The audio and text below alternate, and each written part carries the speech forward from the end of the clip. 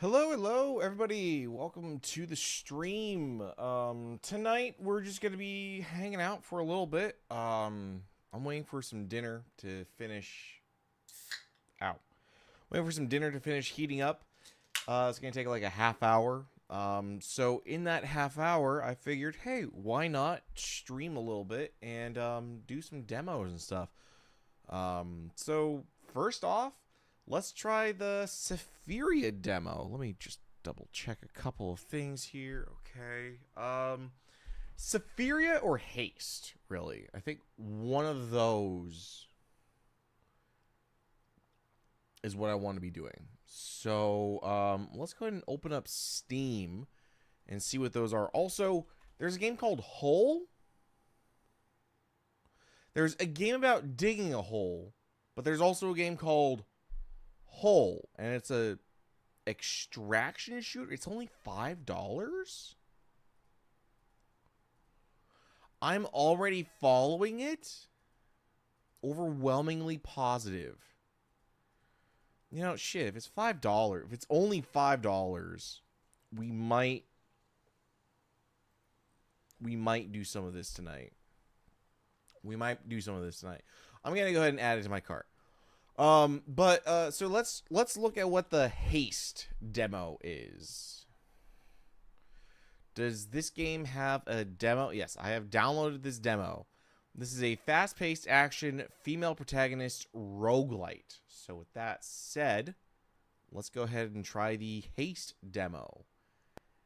As can I do stuff to here? Predictions, polls, pyramids, subcounts, accounts, settings.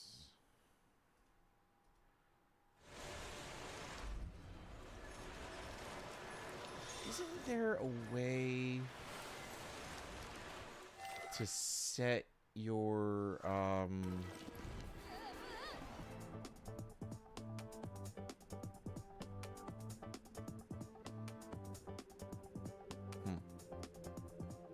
I guess I must be thinking of something else. Let's try Haste. You guys got audio. Let me switch over to the correct scene. And actually, let me go ahead and just let me just make a group.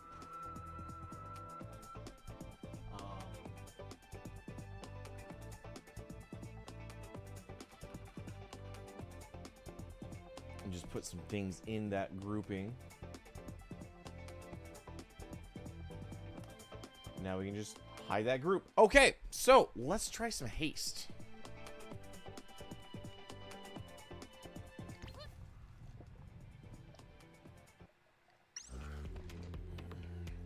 I need a coaster. I need a coaster in the best way. All right, WASD, fast fall, start running, hold up. Okay. I can't jump. Welcome to the world of Haste. I've always wanted to say that. Thank you. I know why you're here. To run. I don't know what's going on.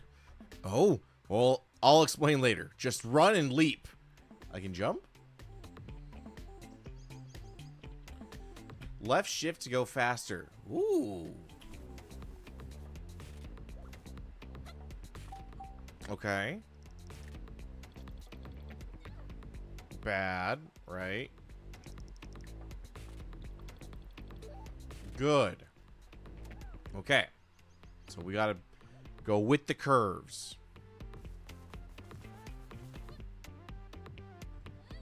Oh, okay. Yeah.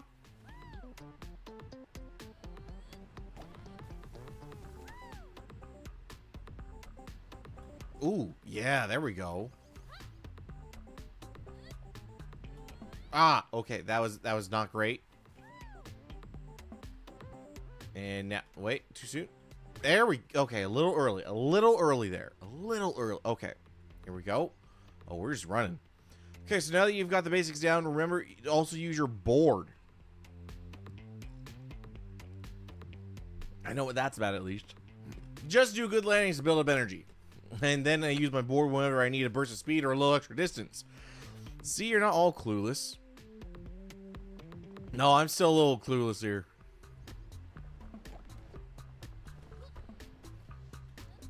Bad. Okay. Oh, that's not great. Beep. No! I fucked up. I fucked up. Okay.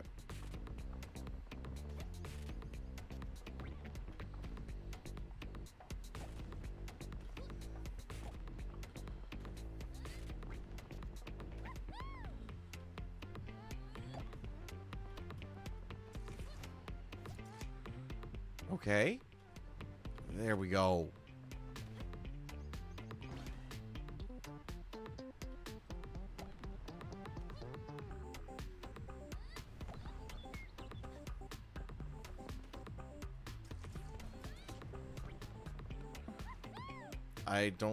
I messed that up.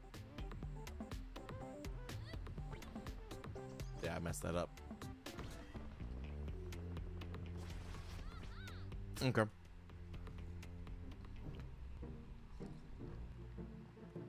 There you are. Can you tell me what's going on? Well, here in the hub world, you should be looking for a shard. It's big, crystalline, and it should be glowing somewhere in the distance. Oh, I can see it from here. But all the worlds are collapsing. Do you know what's happening? I really shouldn't be saying too much, although I kind of want to tell you. For now, just look for the shard and run straight into it. Follow the glow, run into it. Okay. Birsh. Whoop. Whee. Oh, that looks bad. I thought running on the stuff would be bad, but it wasn't. Oh! Okay, so this is basically Sonic.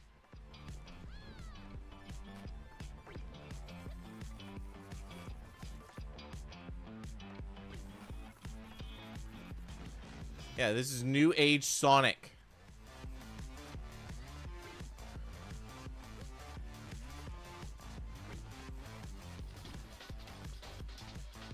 I mean, I'm digging it. Ah!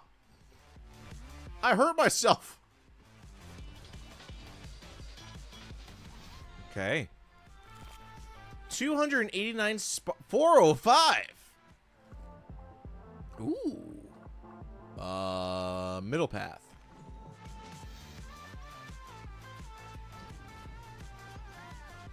Here we go.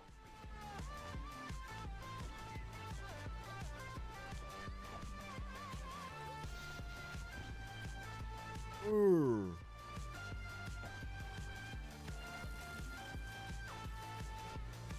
Okay, yeah. Woo! Oh, this is so fun. Oh, we got some good speed going on now. Oh, this is all the perfect parts about Sonic that you want. Oh, man. Oh, that was good. That felt really good. This is bumping music.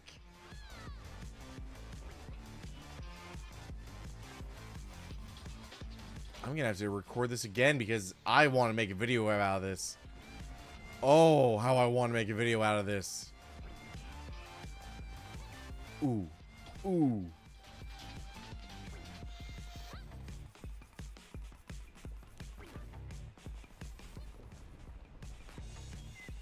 Come on. There we go.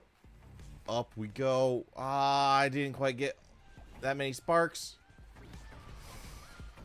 A rank, okay.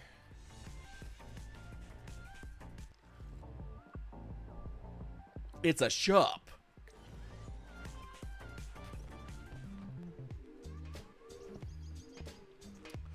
Hey, welcome.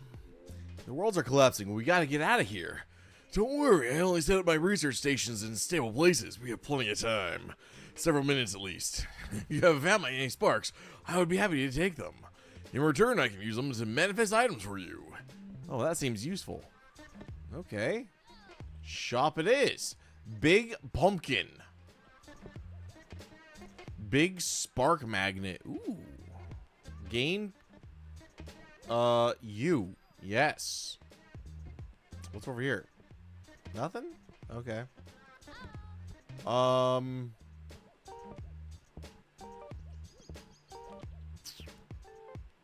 think we're good.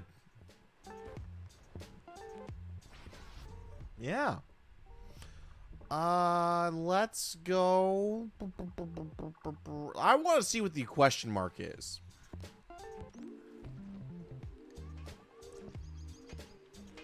Two shops in a row. How do you create these items out of nothing? Not really out of nothing, and I don't really create them. I use the existential potential latent in the sparks to draw us items from all the hypothetical timelines into this one. Sounds kind of dangerous or destabilizing somehow. We don't know that. So I'm experimenting to find out. What happens to the timelines we take items from?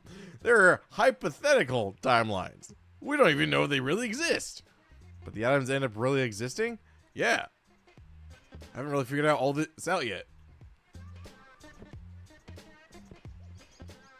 Burst of speeds upwards. Do a perfect... On non-perfect landings, do perfect landing. And on close call, 10% boost. I don't really want any of those. I just want my magnets. So we're going to go to the question mark, then the enemy. Here we go. Let's run. Oh, it's so good. Boo boo.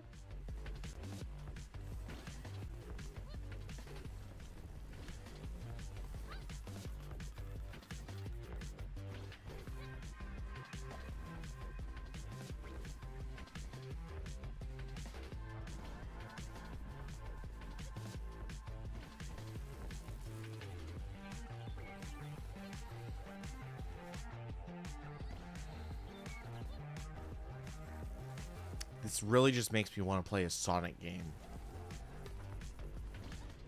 This really makes me just want to play a Sonic game. It is so good.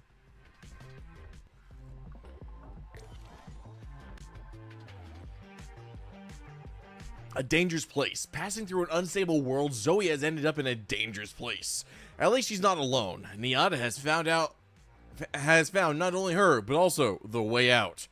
Run. Start challenge. There we go.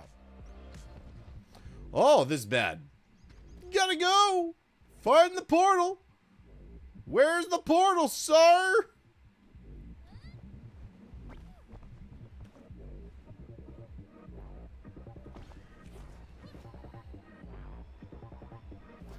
Woo! Wee! Wee! I don't... Oh, there's the portal. Oh, shit. Ooh, it's ebbing and it's a tide of lava. Got it. Challenge 1, 350 sparks. Okay. What's this? And we're a little low on health, so I'm a little worried. Do I want to be in one of those? Oh, no, I do not. Oh my god, they're black holes. Oh, and it is killing my frames. Oh my god, are my frames dying right now? Ouch.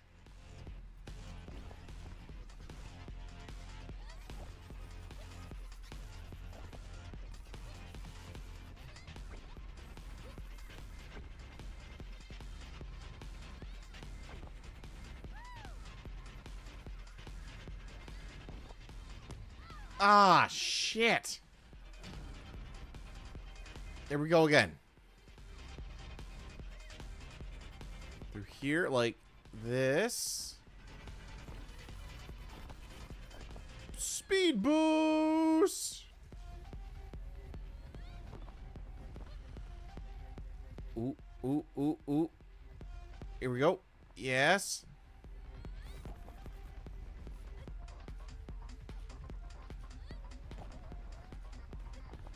There it is. Okay. That was not S. 300% item rarity. Ooh. Restore 2 health. On spark pickup, gain 2% boost for 5 seconds. Yeah. Let's do this. The test. Niana wants to see how Zoe's self-defense has improved. She has devised a little test. Okay. We receive this. Got it.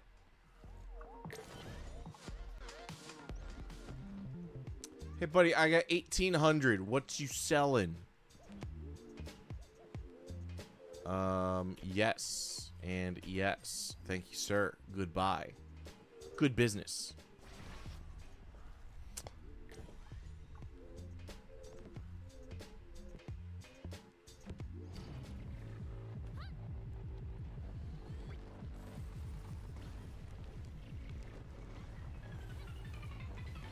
Whoa! Whoa! Whoa! Whoa! That was crazy. Oh, oh, whoa, watch the trees!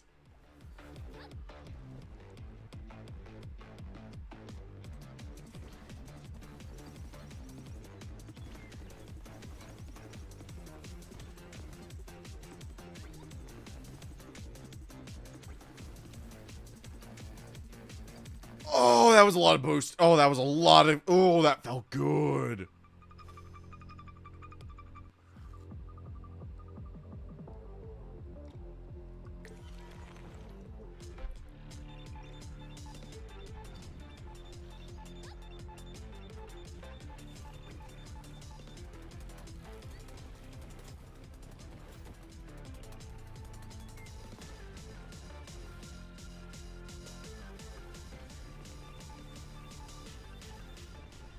Dodge the tree.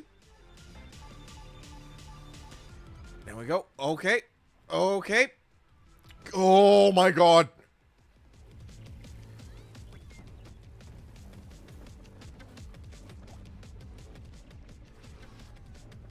Oh, we're going so fast here. We're doing super fast. All right, give me some health. Oh, we get a rest. Instead of running all day, we can finally rest. Thank you, sir. Thank you, sir. Why did I call the campfire a sir? All right, we have 1,700. What can the shop give us?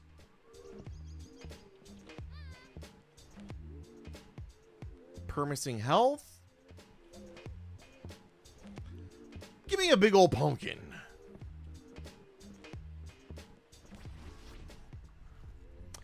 Boss Arena.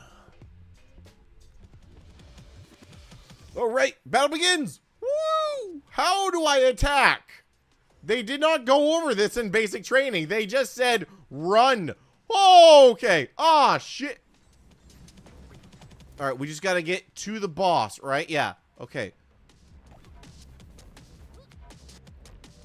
Smack him. Just run into him. Got it.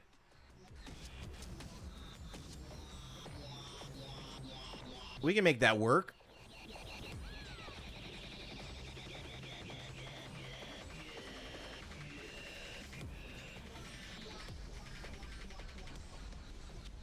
Oh my god.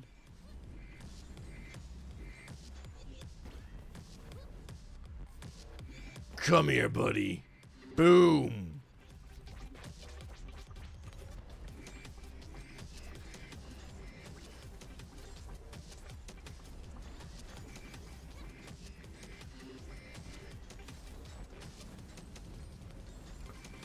Oh, we're doing so well. Oh, here we go. Here we go. Shit. That hurt.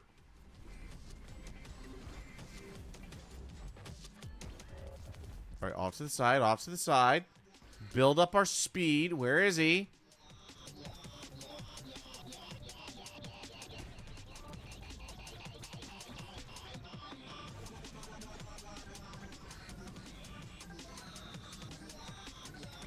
Oh, this is just the absolute epitome of the correct music for the scene right now. All right, and we got the rolling wave. I need some air.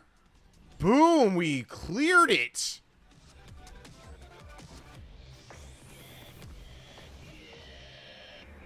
There we go. Ooh. This is a great game. This is a great game. Oh my goodness.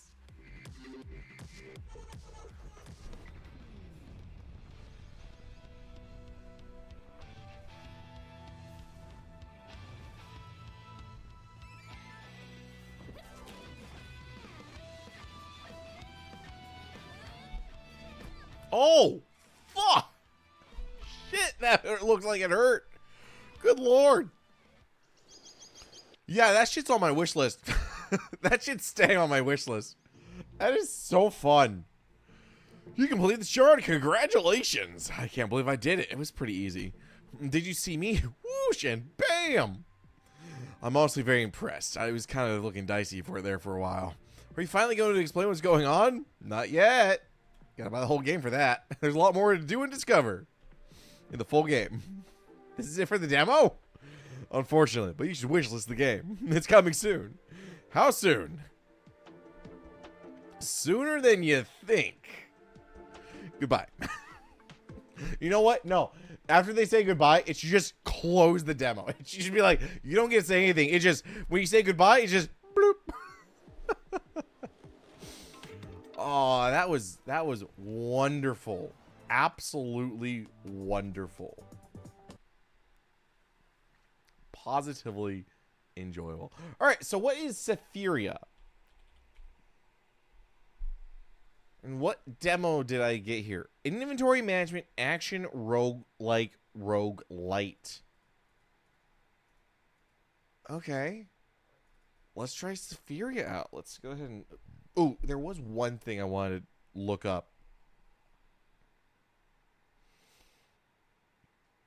Just one thing I want to look up. And that's if StreamerBot can change my Twitch category. Can I change my Twitch category StreamerBot?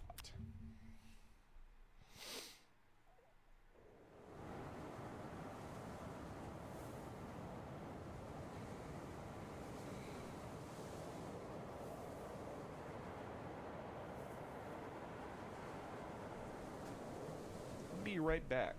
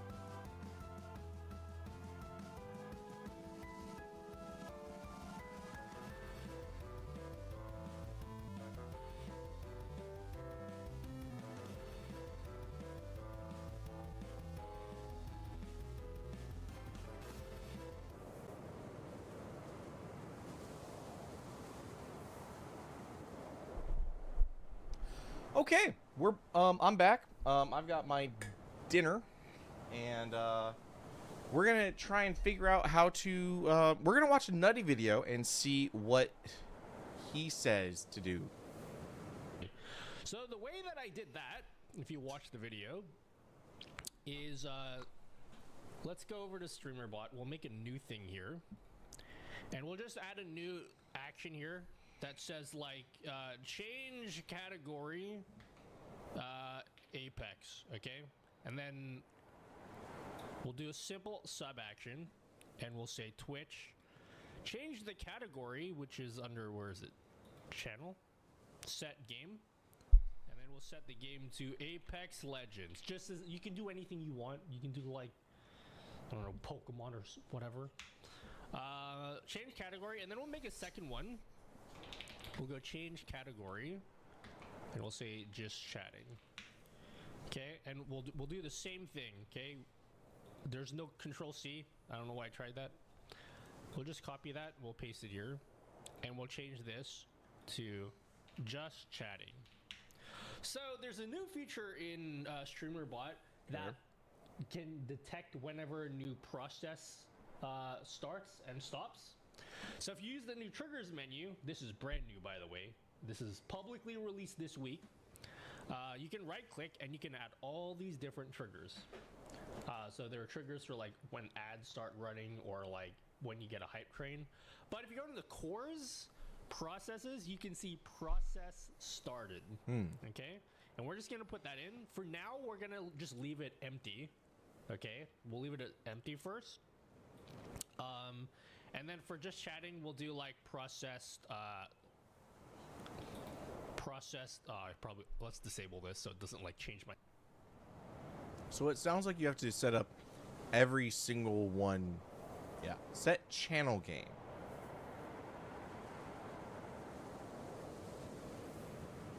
So how does this work?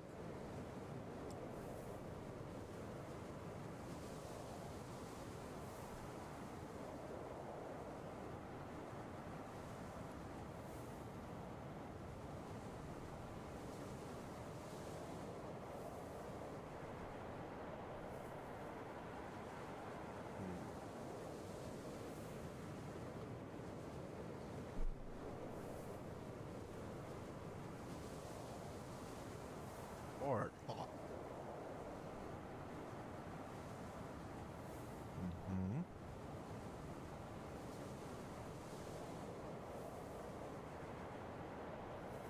So it sounds like you have to add an action.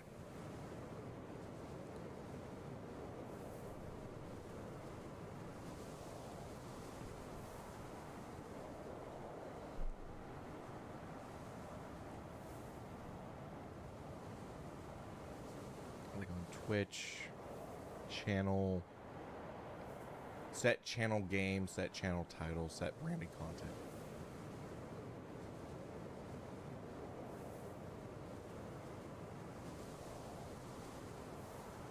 Okay. Got it. Okay. All right, so if I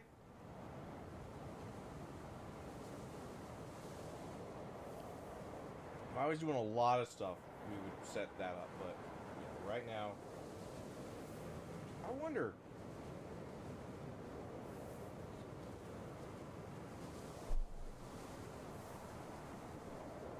For the triggers.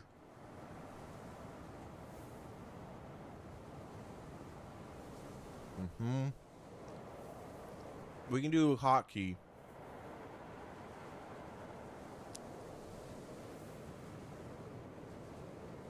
Got it. Okay. Well, that's interesting. Let's try this.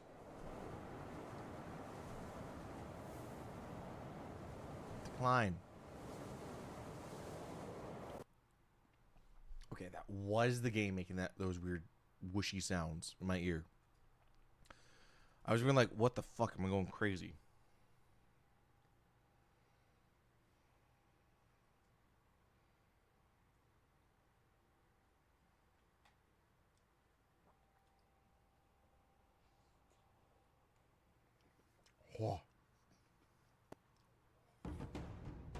Oh, hot. Hot, hot, hot, hot, hot.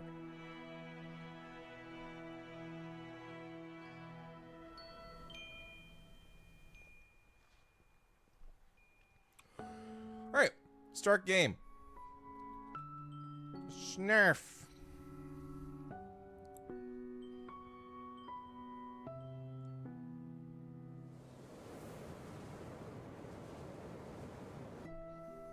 Bunnyville.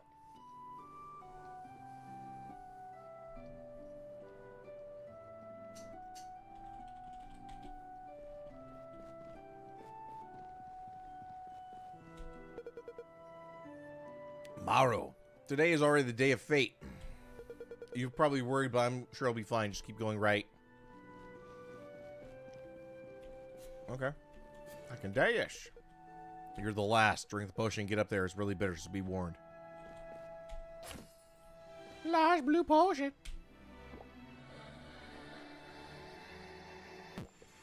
Ow. You hurt me, you dick. Everyone's here. Great trio will determine your fate. Let's begin the ritual.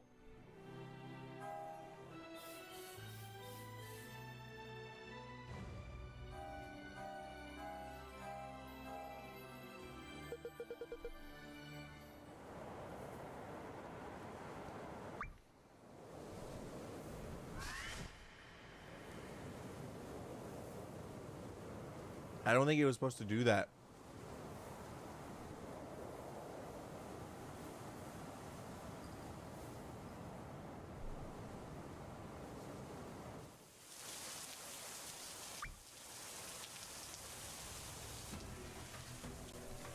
Oh no! Bunnyville! 1 month?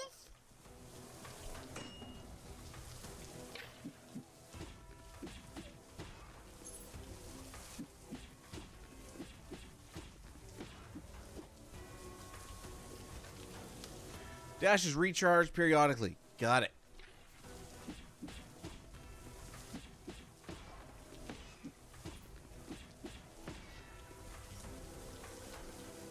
Destroyed without even leaving debris.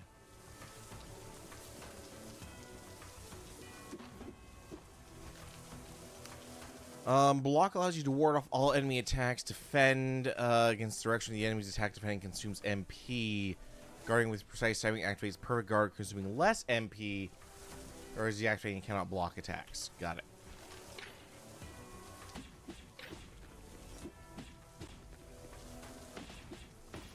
Ow.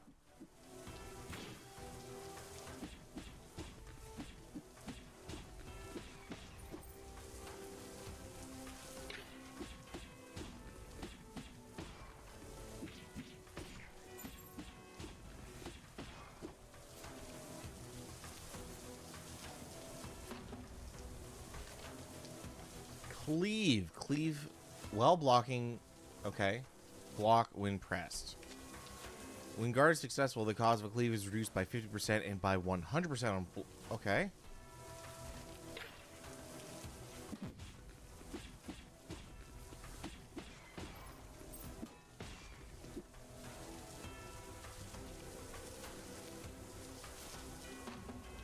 Oh no, it's a big boss.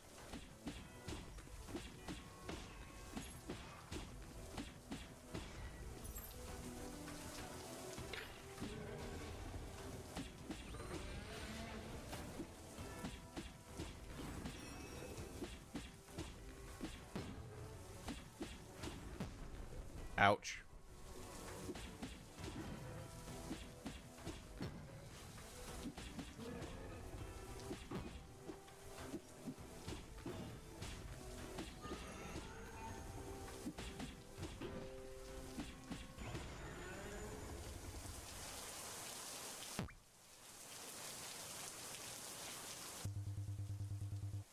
Futile attempt. This is the fate of both you and this tower.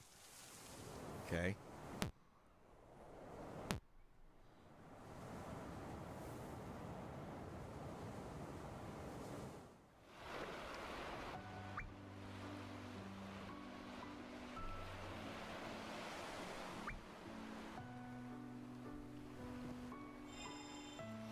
Scarred, I tried to stop him, but I wasn't strong enough.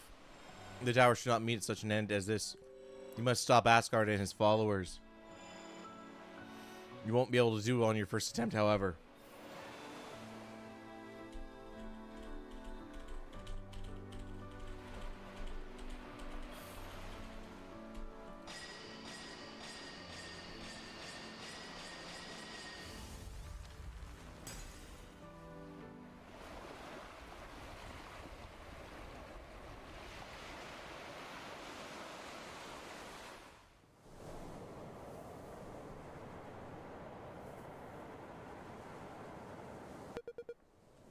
Are you alright, child? We need a more potent potion. Add extra bitterness. Oh no, he's crazy. Lock him up. Seems much too severe to be a side effect. My child, you should prepare yourself. You're banished from the world. Now go.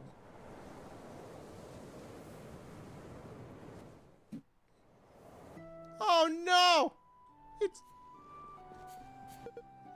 Oh, Snarf, the chief is waiting at the elevator. Be careful out there. Yay! You know what? I'm trying to eat dinner, and this is cute and everything, but it's also super cozy, and I'm not really looking for cozy. So, we're gonna watch something instead, and react. Yeah, reactions.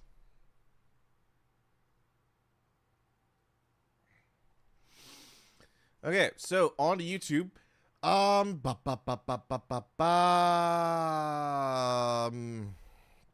would be good to react to? Project's memory card? What?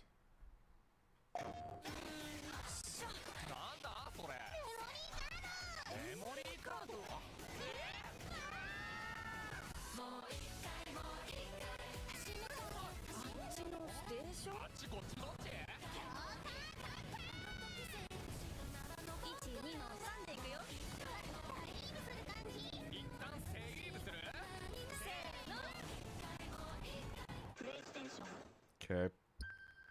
That didn't...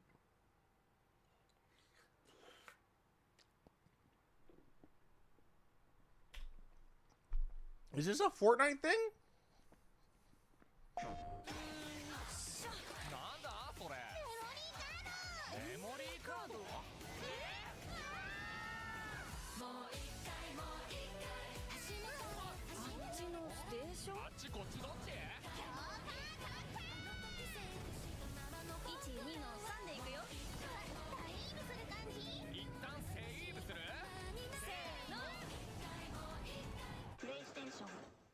What is this?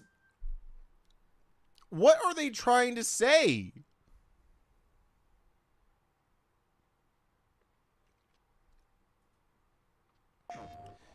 Is this Japanese Fortnite? But on a PlayStation?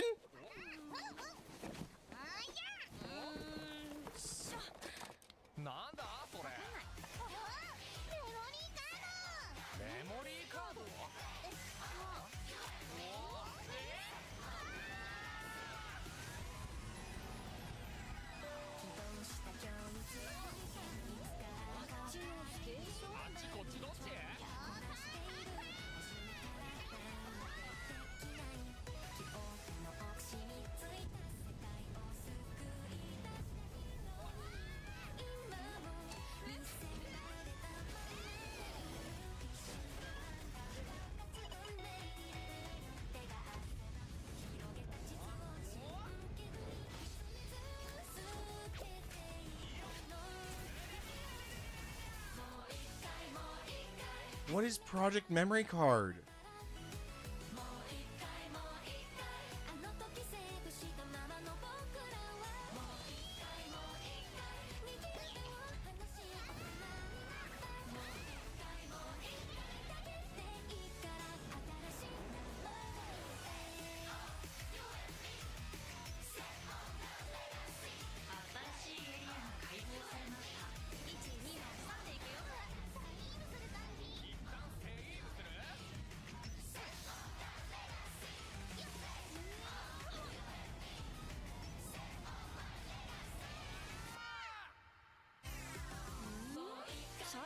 どんな感じだっけ？プレイステーションだっけ？違うでしょ。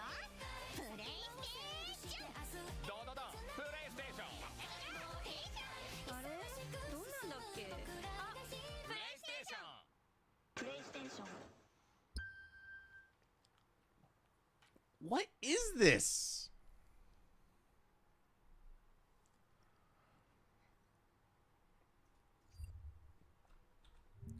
Project memory card.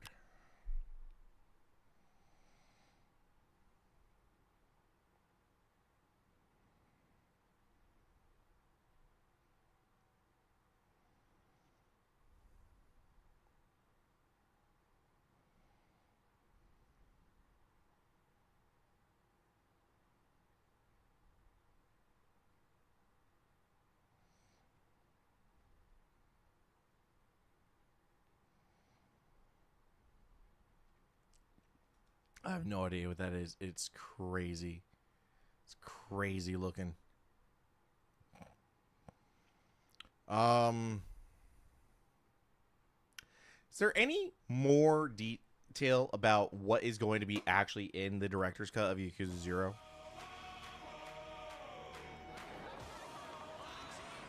Yakuza 0 comes to Nintendo Switch 2 as a director's cut. Be a man and see this through. Oh my god, they put on English dub. The Awakening Dragon, Kazuma Kiryu.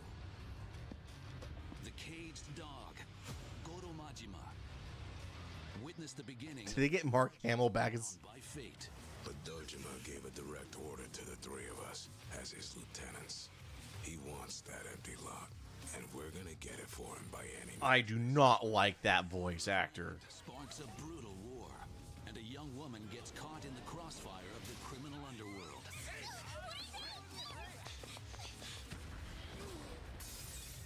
If getting back into the family meant killing someone, could you do it? What? Turns out that girl there is my mark. Now featuring I had to learn that one the hard way. Guess I owe you, huh? all new scenes exclusively created for the director's cut. 1988, the height of Japan's economic bubble. Money, beauty, and violence rule these turbulent times. Switch between combat styles as you take on the world.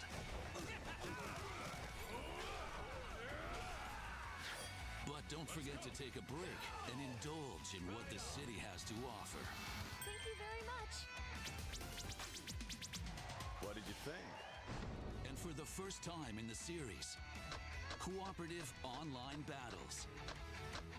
What? Team up with players from around the world to raid the Red Light District's hordes of punks. For newcomers and fans alike, the story that started it all is now on Nintendo Switch 2. You can have raids? Yakuza 0, Director's Cut.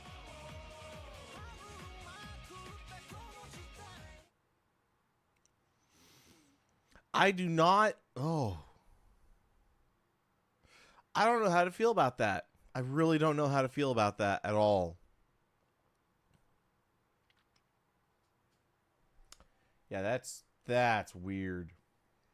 All right, we're going to change over to Pokemon Violet.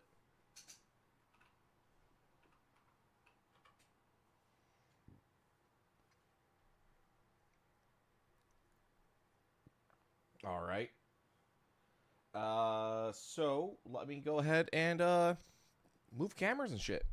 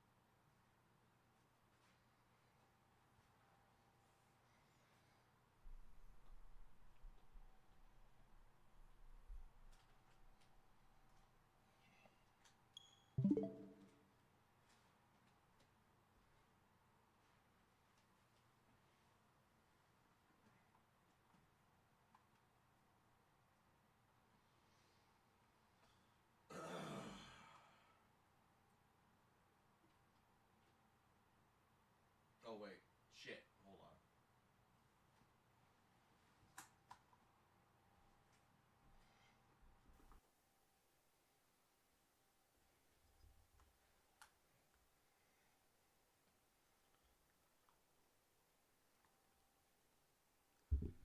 I guess it does help if I put on the correct microphone for you guys. So let me go ahead and get my hat on. All right, we are set, and we are playing some Pokemon. Ouch.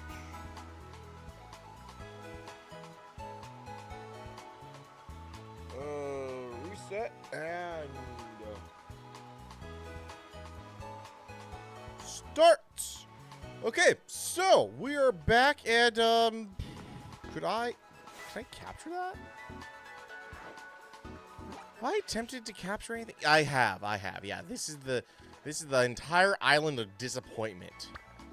But as soon as I cross that river, ooh, you know what? That river shows that it has something underneath. All right, we see it's another Psyduck. As soon as I what is that? A Chewtle. All right, we're in this area now. So I'm not getting another Leon thingy. That's a bird. I need a water type. That's isn't Meryl, but we kill Meryls on accident.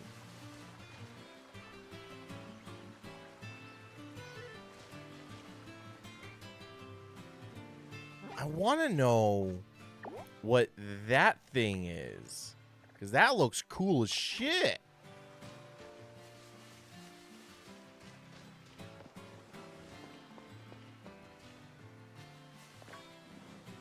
So do we have to stay near the water?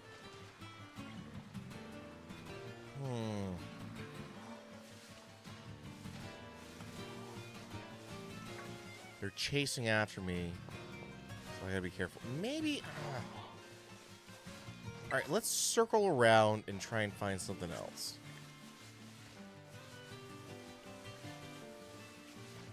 While being careful not to hit anything, because we will have to capture whatever we encounter first next. But I really want it to be a maybe we do the Chewtle. Maybe that turns into the thing I saw on the map. Let's try the Chewtle. All right. Let's try and capture the Chewtle. All right.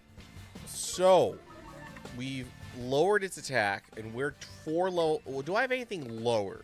I don't. So, let's throw Furculor in, and then we'll just use water-based attacks to hurt him. Because we're trying to keep him alive. Perfect! Oh, wait. No, not perfect. Okay, battle. Water Pulse. That's a good amount of damage. That is a great amount of damage as long as we don't crit.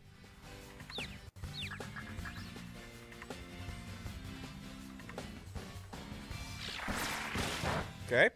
Yeah. Sure. Water Pulse again. Please don't crit Furculor. Okay. All right. I think one more.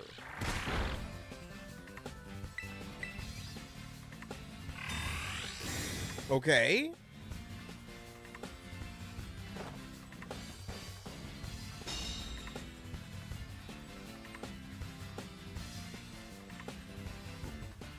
Let's try the ball. Let's just try the ball.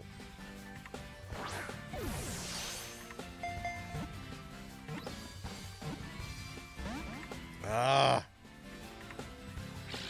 Alright, yeah, tackle us. I'm gonna try one more water pulse. And that's about as much as I want to do. And I'm not gonna fuck around. I'm not gonna fuck around. Great ball it. Come on. Get in the ball. Stay in the ball. There we go. Choodle has been caught.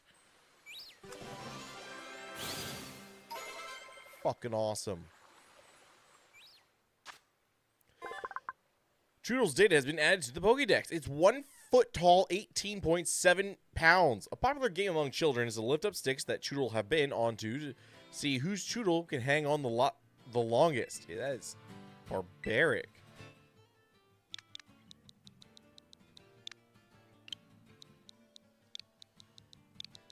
How you doing, Xmas? Doing well. We're trying to play some Pokemon. Keep it. All right, let's we're going up against the we're going up against the fire teams of those guys of Team Star. So, I'm going to want Little Ram out. And we'll put Choodle in. All right. We now have 2 Pokemon that are going to be type effective against Team Star's fire base. All right, give me one moment. I got to spin a chair.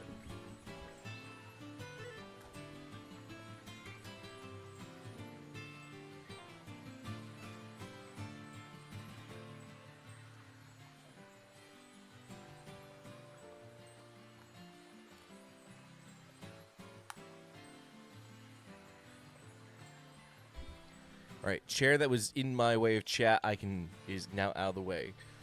Still riding the Switch 2 hype train. Angry fans be damned. I mean, all right. I don't mean to timestamp this episode of the LP. What the fuck is that? We all saw that, right? Am I hallucinating Pokemon now? Like, I battled it and it disappeared. Oh, we could have got a Slowking or Slowpoke thing. Man, this would have been cool, I think. Switch 2 stuff though. Slowpoke's oblivious to it. Ah, man, that's hilarious. Let's kick it. Oh, this kick. We are kicking an iron jaw, apparently. Holy shit. And we can no longer kick. Let's assure the Slowpoke. Now that was pretty good.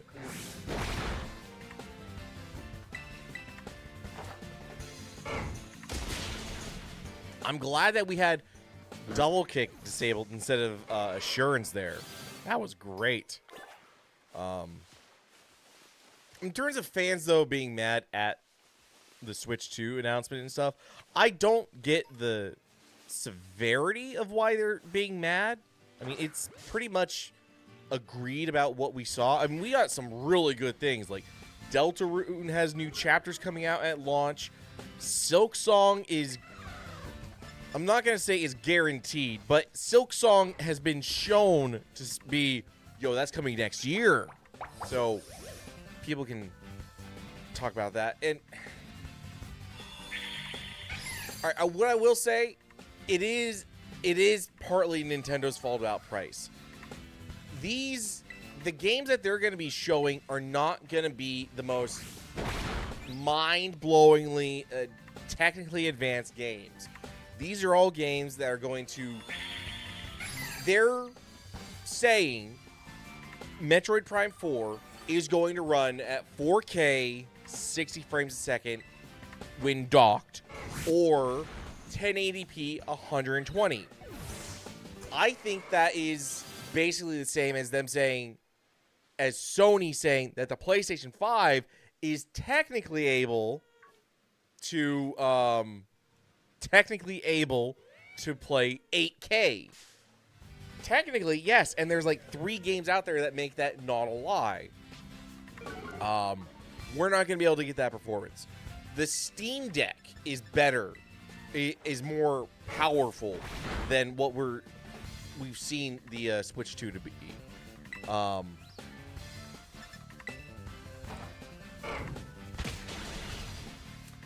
So, in Nintendo jacking up the price to be more premium than anything else, than any other game out there, Nintendo is setting the base price of their games, base edition, to be that of special editions.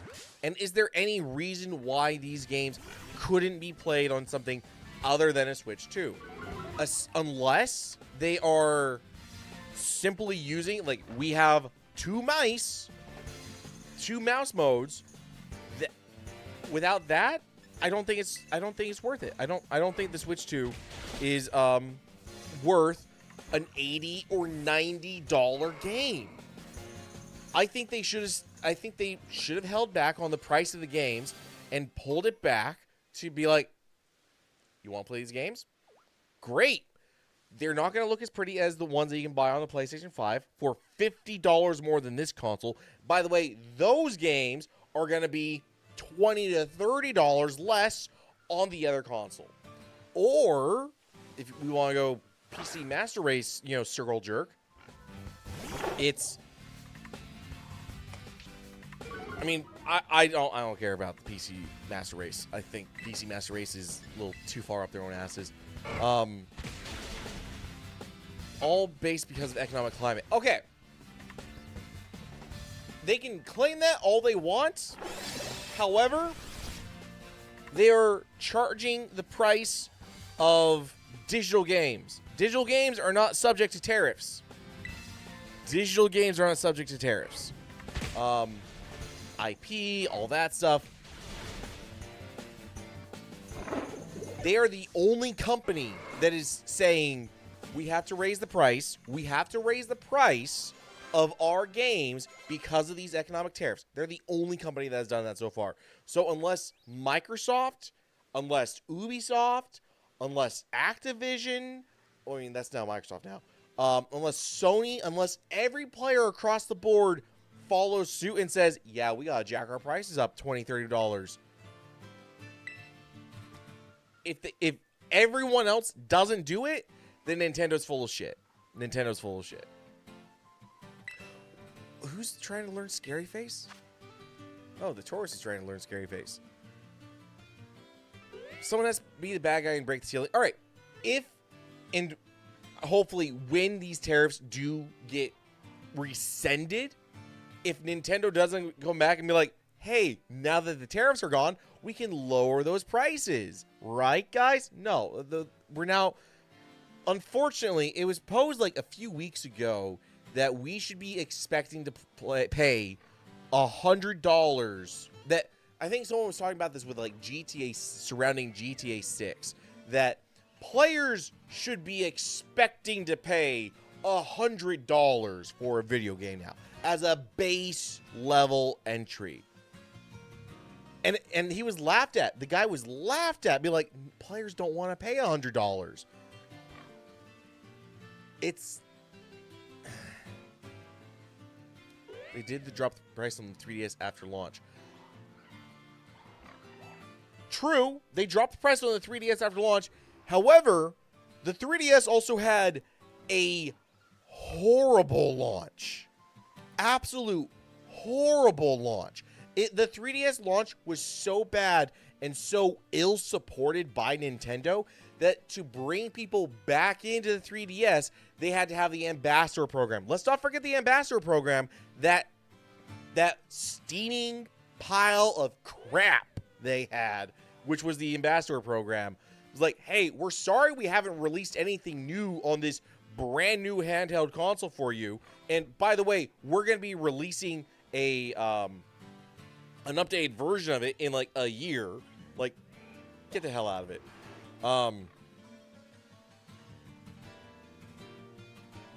I think everyone should cancel the pre-orders. I think the Switch 2 should come to June 5th and be like, we have less than 1,000 because not everyone's going to cancel a pre-order, but I think every retailer and Nintendo should be shown that it's like, we do not like this price hike. We think this price hike is full of shit, and we think that this price hike should not be placed on us to bear. So we're not going to assure you. I mean, it's kind of assured that the Switch 2 is going to sell gangbusters, but we're not going to give you our money until the day of, until we have those units in our hand. Off. User finds to harshly lower its speed stats. Let's go ahead and just not get scary face. I don't think it's smart of them. I think it's smart for Nintendo to release this year. I think it's still smart for them to release on June 5th. I think it's smart releasing mid 2025. I think it is exceptionally bad press right now, though, to bring with it. It's like, hey, this handheld console is going to be just barely under the price of a premium, and we can't say they're not. It's $50 cheaper, only $50 cheaper than a PlayStation 5 Pro and an Xbox Series X, and it's $150 more. No. Yeah, it's $150 more than a Steam Deck, which isn't raising their prices due to tariffs, but it's $150 more than a Steam Deck and an Asus ROG Ally and all those other handheld computer stuff that are the same form factor, and it's going to be less powerful than those.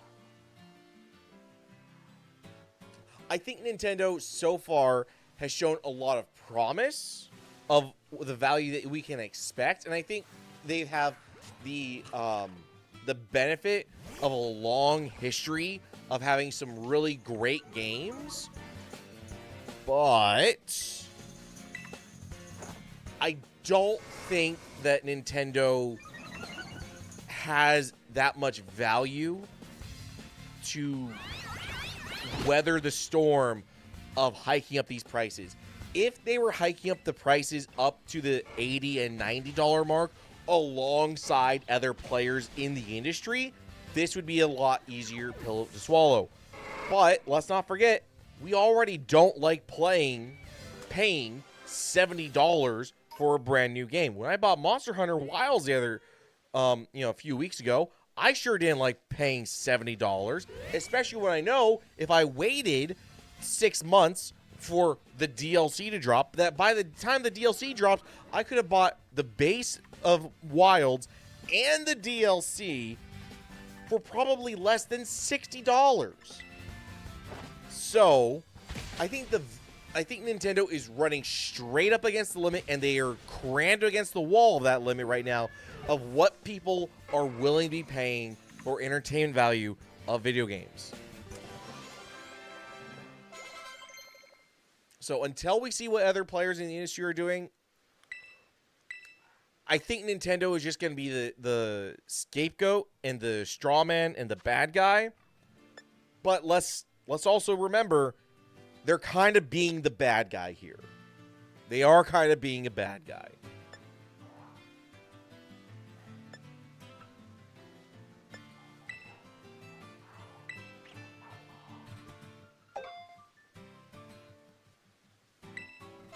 There have been a lot of rumors going around as well. Jeff Gerstmann was talking about on his podcast how it was kind of rumored that's like, hey, Nintendo's been shipping Switch 2 units into American warehouses ahead of launch. So if that was in response to them believing that tariffs would be coming up or not, who's to say? But the fact that they're going to be charging extra money for products that they've already paid those tariffs for, and I really don't like it. I really, really don't like any of it. I don't see how anyone is not going to be buying a Switch 2. I think they're not going to be as hard to come by as a Wii. I think they're going to be as hard to come by at MSRP as a Switch was during 2020, which was, it's good fucking luck, brother.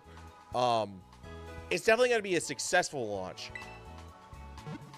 But I don't think this is going to be the thing where Timmy and Alice and Karen and little Debbie, where parents are rushing out to the store and being like, I need 4 Switches, I need 4 Switch 2s, one for each of my kids. I don't think that's going to happen. I think it's going to be, we're going to buy 1 Switch 2.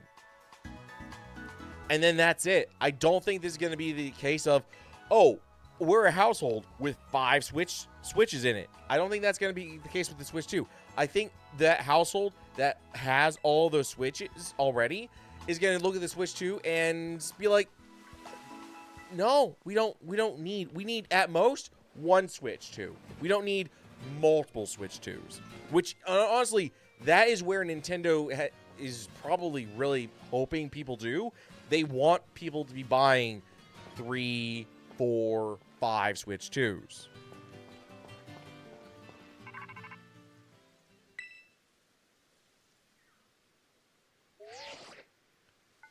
Well, they stopped pre-orders because they might have to jump the price again.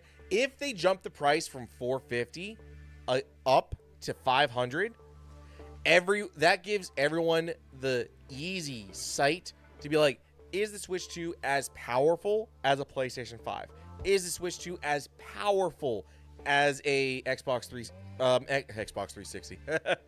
As an Xbox Series X? And it's like, is the Switch 2 as powerful as these already 5-year-old consoles? Is it worth as much money as 5-year-old consoles? $450 is already pushing it, but I don't think people are gonna surface and be like, yes. It's a very odd world right now for Nintendo, and I do not envy being in Nintendo's position again for this. It's just, it's a bad situation. And the fact that they've been kind of cagey on how well their backwards compatibility is going to be. I think you can blame Nintendo a little bit. I don't think Nintendo is without blame here. It's not all of their fault, but the decisions going into this, people do not feel that they are the result of an economic burden that is being placed on import-exports right now, with tariffs being stupid how they are. I think people are seeing this as a very sour move by Nintendo because they feel like, and kind of rightfully so, Nintendo is going to have a successful console of the Switch 2. This is going to be something that sells for years to come. I want one. I'm not going to be buying one day one. I would rather buy a PS5 Pro than a Switch 2. But eventually, I do want a Switch 2. If just for their exclusives, because unfortunately, anything that comes out to the Switch 2, it's a Nintendo exclusive. So that means, do I think people would be mad if the console was $350 and Mario Kart was $60 launch? No, I think that is exactly the price point. People were hoping the Switch 2 was going to be $300. That's just full of shit. I was honestly expecting them to hit $400. So seeing that it was $450, I was like, ooh, that's a little higher than I saw. It's the game prices. It is the game prices saying that to buy one Switch 2 and one game that is not bundled in with that, you're going to be paying $530. It's like, shit, man, I can go get a console. I can go get one of these older consoles for that much money and get a couple of games on discount. So, and the fact that Nintendo is not known for steep discounts. I think another reason why people are mad about the price of their games is that when people are when they're showing people you're gonna have to pay $80 for this game physical, or $80 digital, or $90 for the physical one, they know that price is always going to be that. Mario Kart World, doesn't matter if it's this year or 2030, Mario Kart World is still, for some reason, going to be $90. I think that is what really pisses people off, is because Nintendo is not known at all for any discounts. No, nothing at all. Like, at best, they tried to make you feel good spending $100 on a Nintendo ticket so that you could buy 2 games and have a discount of like $20.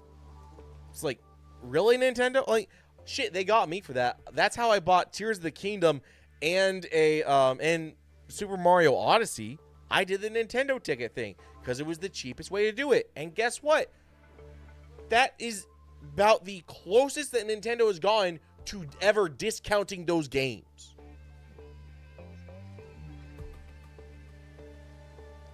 Better than no discount on full price game. I think that's the problem, though. We're now in a world where Microsoft, where Sony, and definitely anyone that launches on PC with Steam and a fucking Epic Game Store are being like, hey guys, you want to buy this game that's 9 years old? Have it for $5. Have it for $3. Whereas Nintendo's like, you want to buy this game that is 20 years old? Excuse me, sir, but you're going to have to pay $70. I think that's the bullshit part about it. It's a bullshit part.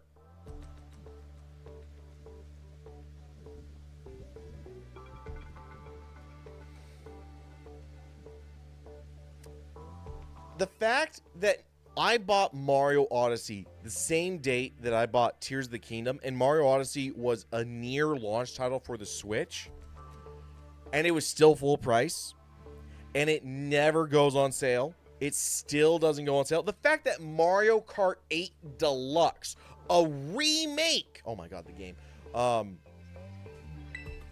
remake of a Wii U title, granted with a lot more content, but still an old fucking game, more than 8 years old, now more than 10 years old now, is still full price. And if you looked at the market stuff, doesn't matter if it was around any holiday or anything, you're still seeing that price tag pegged right at the top. Where prices start on Nintendo games is where prices stay, unfortunately. And it fucking sucks. So that means that doesn't matter if I buy Metroid Prime 4 this year or if I buy Metroid Prime 4 in 5 years, I'm paying $80. I'm paying $90 for it. Doesn't matter if I want to buy Mario Party Jubilee. They don't do packs. You want to buy a Mario Party game?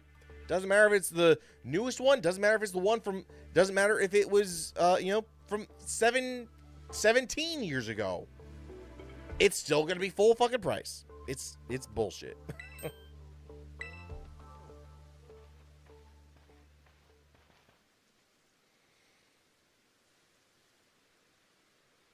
Why does the professor want to come up and help us with Starfall?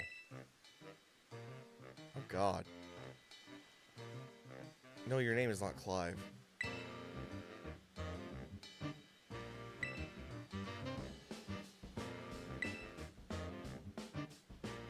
We're not pals. I've never met you before.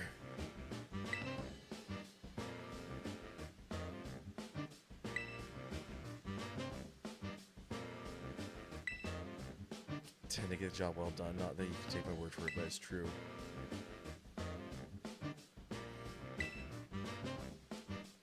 I don't know who this Cassiopeia is, and I don't know what's going on. I just thought I was going to go into this base full of fire users and be like, yo, I'm going to beat the shit out of you with this turtle.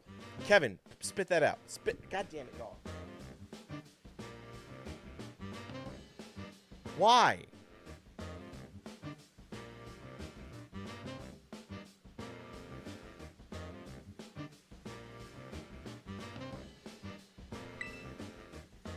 All right, settles it. Yeah, I just want to play the game.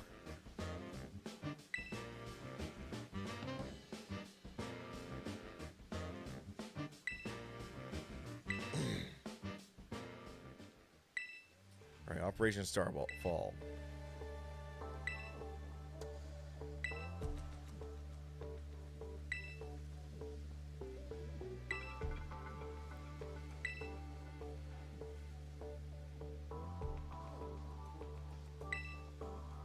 Oh my god, I fell off a cliff trying to get into this place before, and they kicked me out.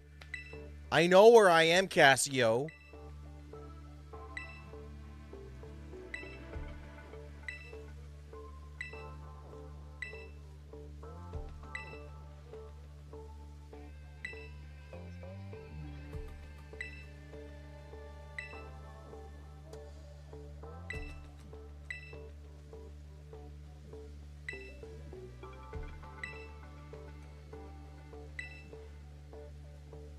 Okay, cause enough ruckus to draw out the boss. Got it. I can do that. Hopefully.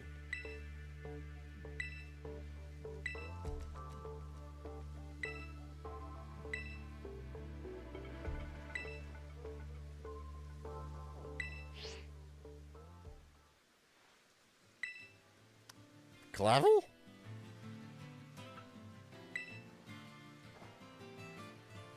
Normal Academy student just like you, nothing more, nothing less. I did not need to see the headmaster in shorts. Alright, let's do this Operation Starfall. I have 2 water Pokemon. They're both fully healed. Let's hope that's enough.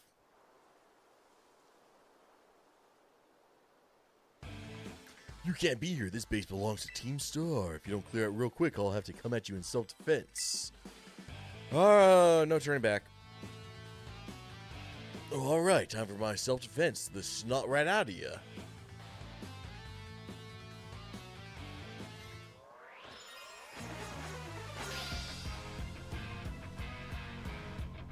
Team Star Grunt. Houndour, okay. Let's see how far we can go before we have to bring out our dude, or the main guys. Double kick him.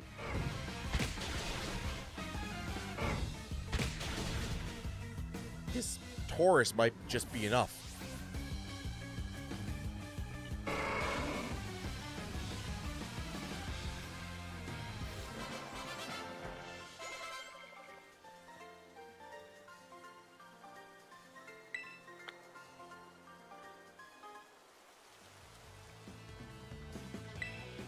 Man, you're crazy strong.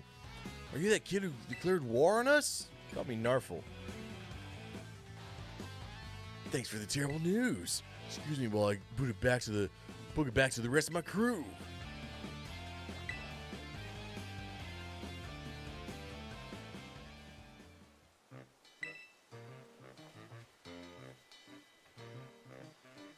Can't see, he told me to scope out the fire cruise base. I thought I'd come give you some backup now.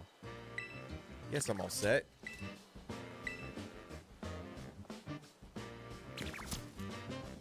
Who are you?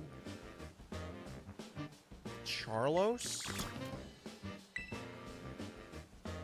What are you doing here? Is this Pokemon yours? Charlos the Charcadet. It's one of the Pokemon the Academy takes care of within its grounds.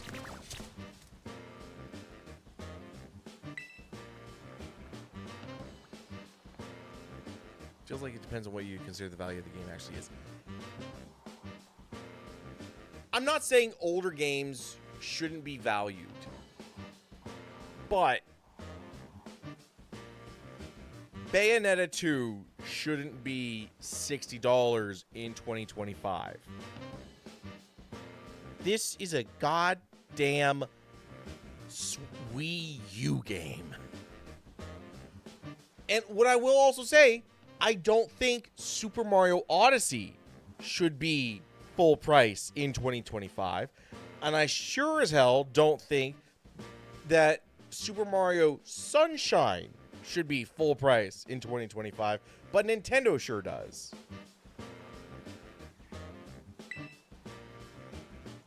Where you get out a game, like, how much fun. True. But I think it has to have a sense of a sense of the time of when you're buying it. Am I buying? I knew full well I'm buying Tears of the Kingdom day one. I'm going to buy it at the highest price that it should be at day one. It's brand new. It's in the zeitgeist. It is the new thing. But would I feel my enjoyment of that Zelda game was any less if I bought it for $40 4 years later? Would I think that my enjoyment of that game is any less? All right, let's take, for example, I have a huge collection of games I've bought physically and digitally. I've bought a lot of them new at full price. I bought quite a few of them on sale. And I would say that a great example, Skyrim. I bought Skyrim on my PlayStation 3 in 2011. Day one, I went to a midnight release of this game, and I paid full price. I pre-ordered it, did the whole thing. I got the special edition. I spent $80 on Skyrim to play it day one.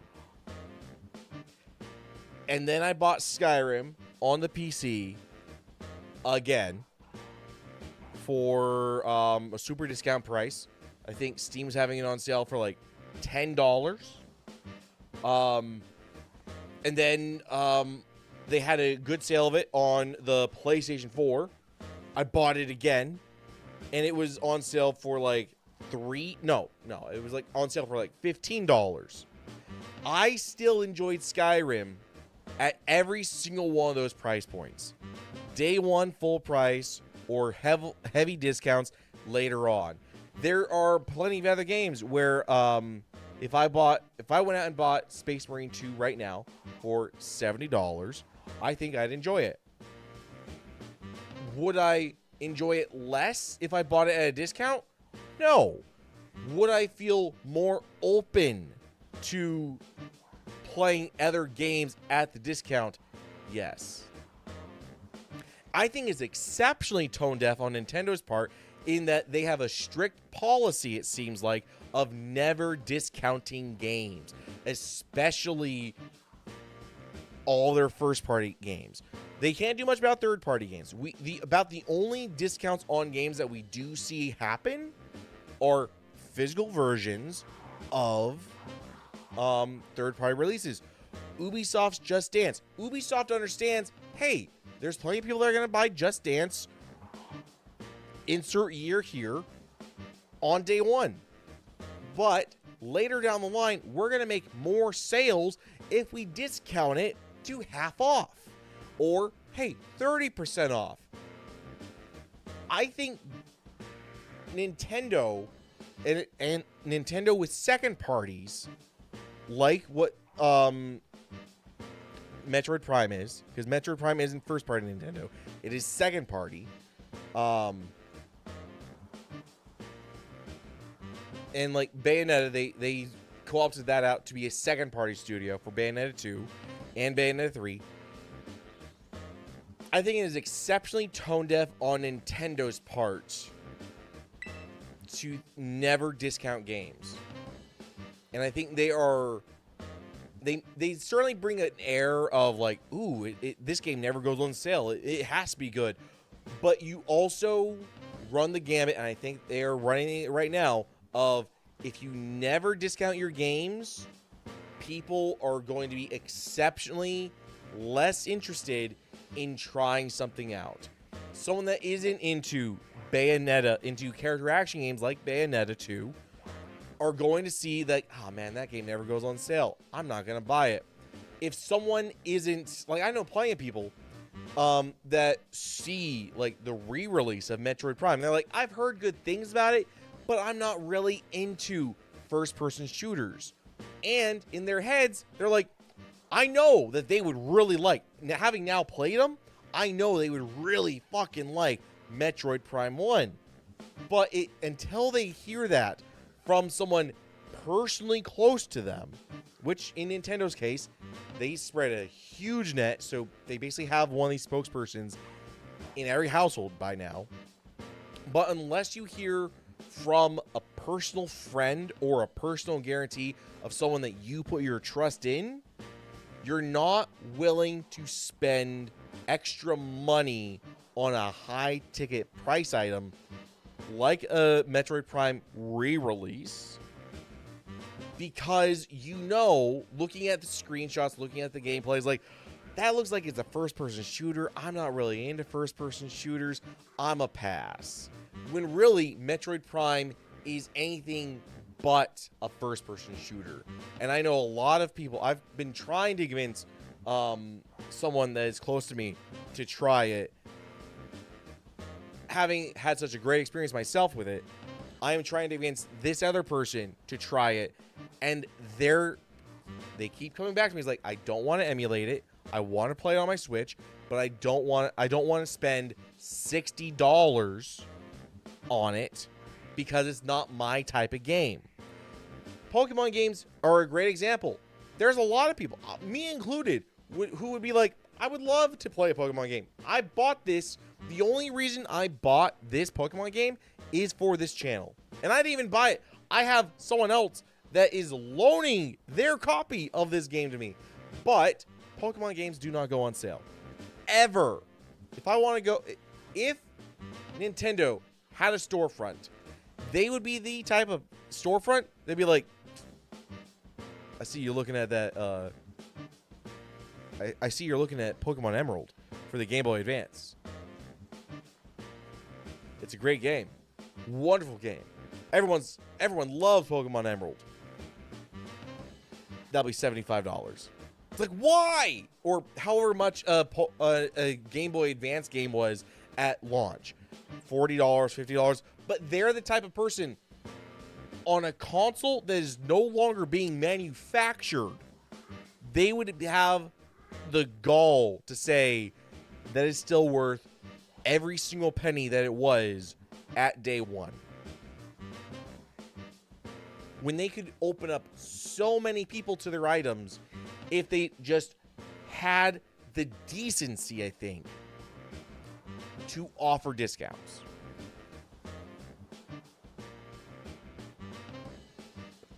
I think it hurts Nintendo's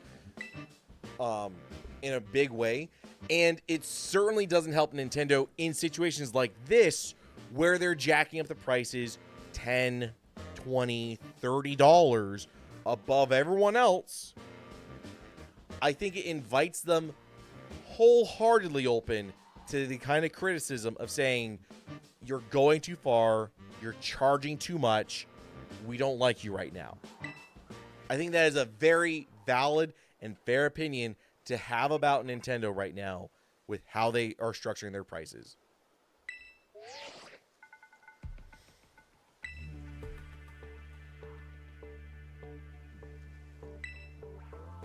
Their boss Mela is the best all-rounder of the team. She fixes any and every problem thrown her way. Her methods are heavy-handed. I don't really care about this Casio person.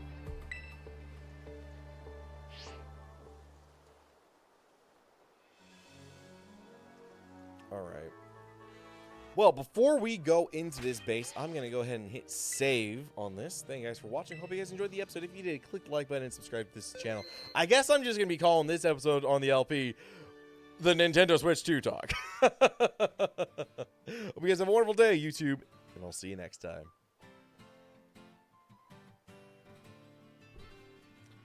Alright, that is one episode of Pokemon done. But yeah, Xmas, like, I think the amount of hate is not unwarranted. I think people might be taking it a little too far. I mean, it's the internet. Everyone on the internet takes things too far. But I sure can't put...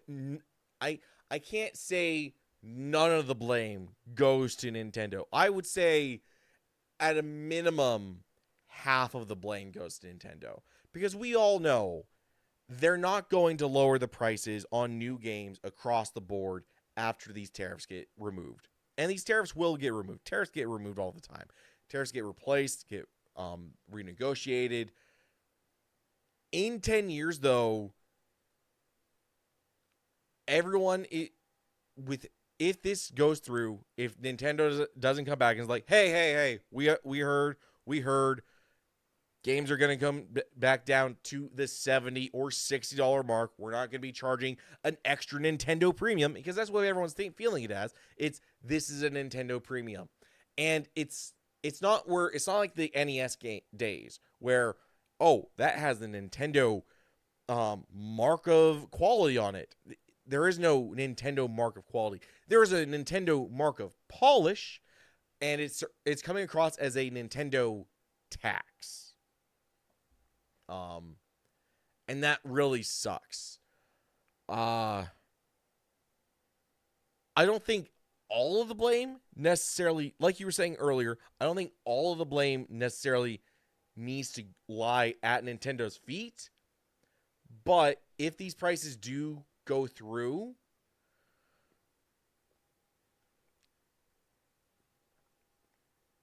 they don't know stuff IRL affecting them. Yeah. But I think everyone understands that if Nintendo is successful going through with these prices for video games, it's going to lead the price hike across the board. And that it's kind of signaling is like, well, if Nintendo's raising their price, how long before Sony raises the prices? How long before Microsoft raises the prices? How long before Steam raises the prices?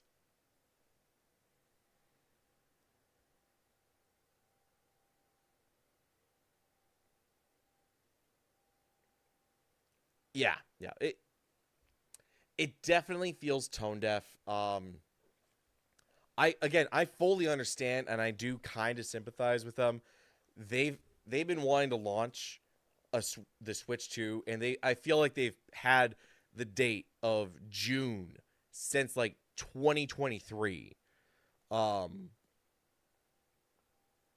for what you get in it, I don't think there is enough wow or oomph or power necessarily behind the Switch 2 to warrant such a premium price, aside from it being a Nintendo branded product.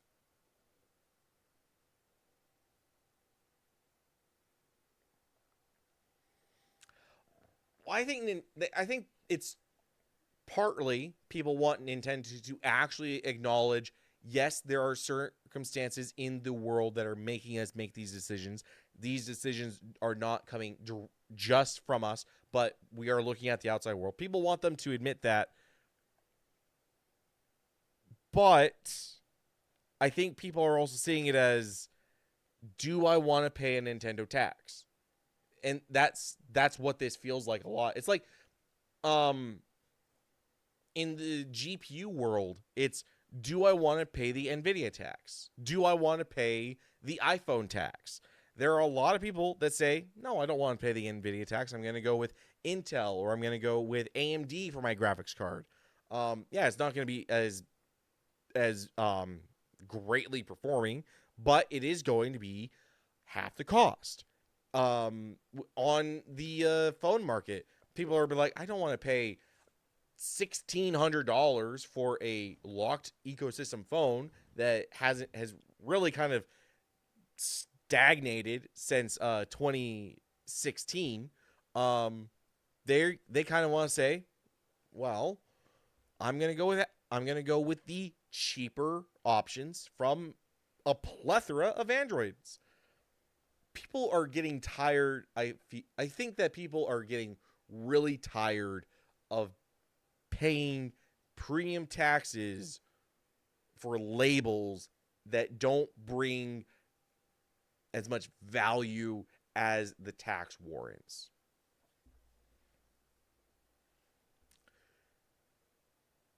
Because at the end of the day, it really is like, it is a company tax. You're buying a Nintendo product from Nintendo, It's super closed ecosystem.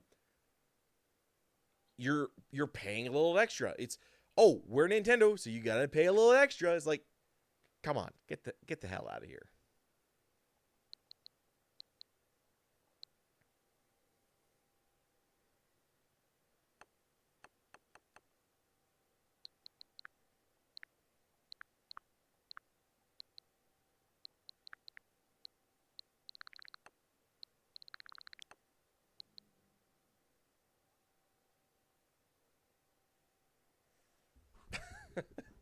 Don't be. I'm gonna look at this episode tomorrow on YouTube and just laugh. You're like, wow, I had a lot more to talk about, because I honestly thought, like, today, I thought after watching the Switch 2 announcement, I thought I was done. I thought I had talked all I wanted during the announcement of the Switch 2. Apparently, I had a lot more on my chest than I even realized.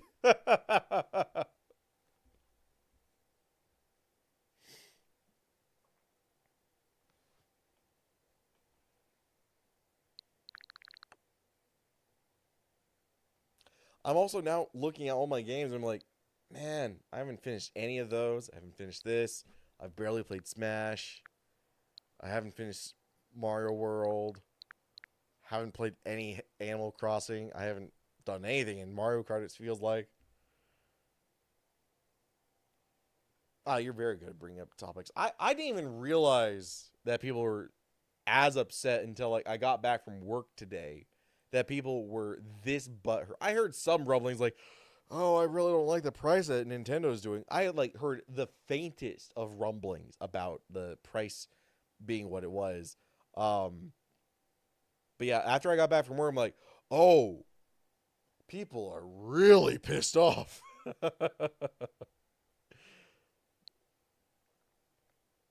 I did not hear about Nintendo actually halting pre-orders for the Switch 2 though. Is that what happened? Nintendo halted pre-orders for the Switch 2?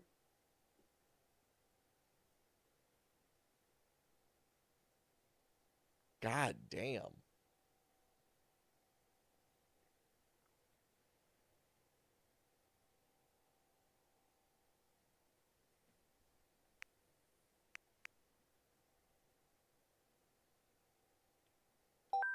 That is absolutely insane. I now really hope they do not say, hey, it's gonna be even more money.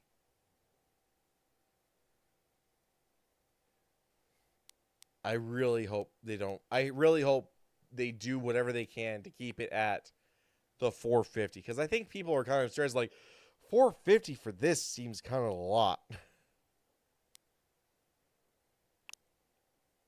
How much are they saying Takes Two is worth? Not available for purchase.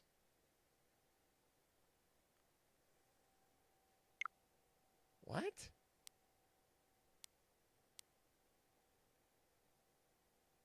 Brothership. $60. Okay. All right, let's see. How much are there great deals? Are there mainline Nintendo games in great deals? There is an AI knockoff of that body cam game. Watch people spam the Treehouse chat and complain about the price was bad. Ooh. All right. Okay. All right, but that's Mario and Rabbids Sparks of Hope. So that is Ubisoft probably yelling at Nintendo to discount it to this much. Because how old is this game? Does it... Sale ends then... When did this game come out? 2022. Yeah, I knew it was kind of old.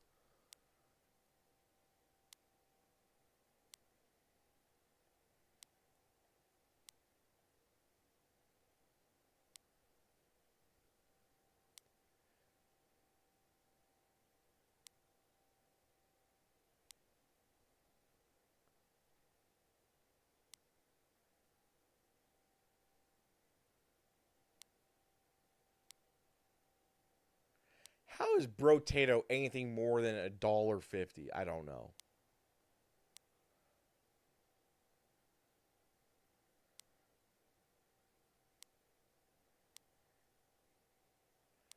If that is a bundle with all of the DLC, $12.50 is an amazing price for Dead Cells.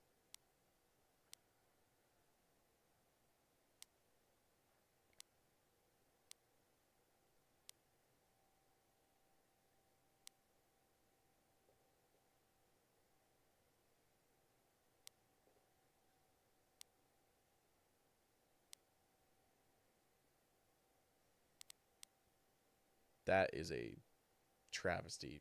$10 for DMC2.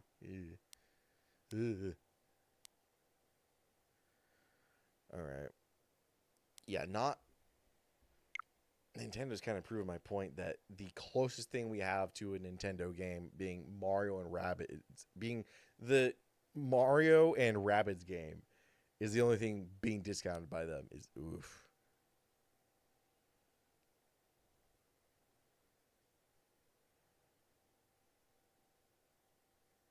I heard that there was a lot of AI trash on the eShop, but I never go on the eShop.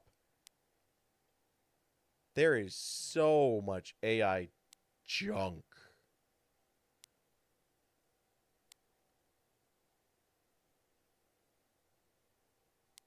Good Lord.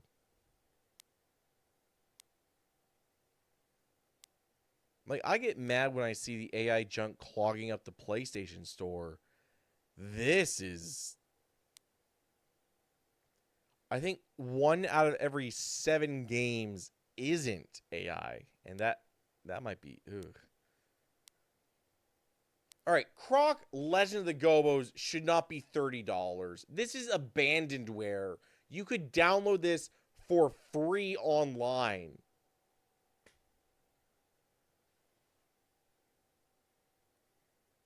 Croc is literally abandonware.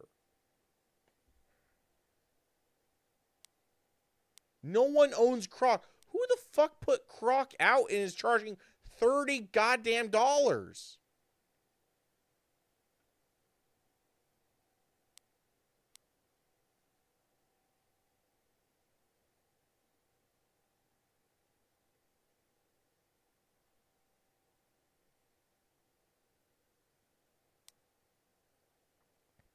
Argonaut Games.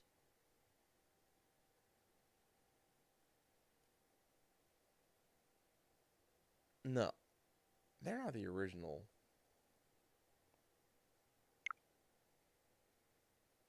I think I have a copy of Croc and the sequel. Was there a sequel? I think I have 2 Croc games on my I think my sister has the discs now, but I know I still have at least 1 Croc game on disc for a PlayStation.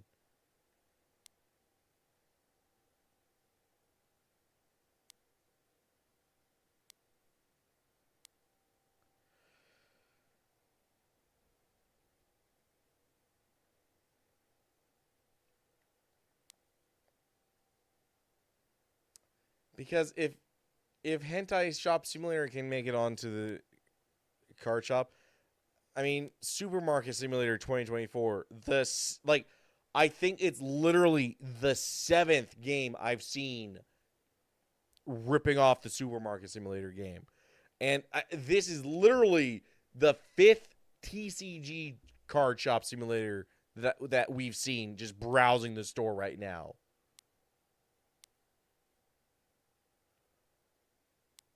Internet Cafe Manager.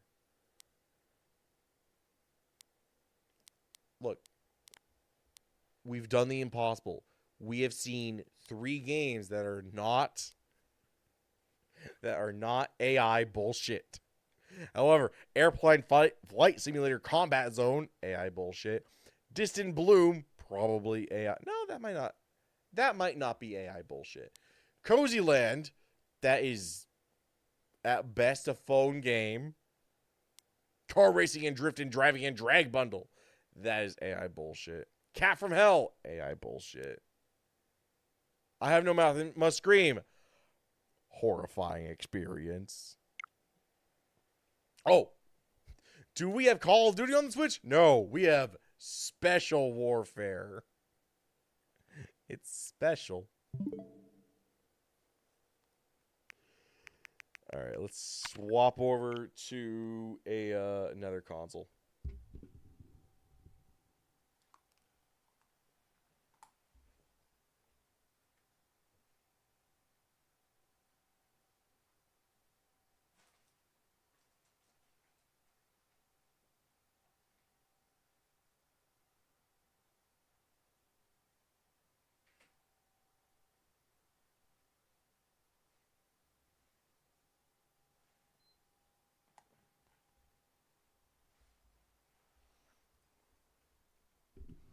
Wilds got updated?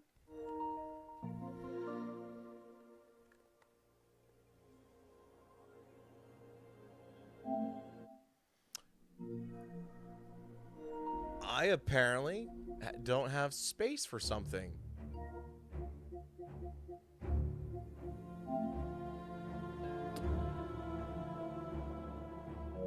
All right, let's go through my bullshit and see what I can. All right, I can delete this. Make space for Wilds. I can delete Death Door. I can delete Jack and Daxter. Delete Doki Doki. Delete Dino Crisis, the biggest game of them all. I can delete Medieval. And Resurrection. Honestly, I could delete Path of Exile, too.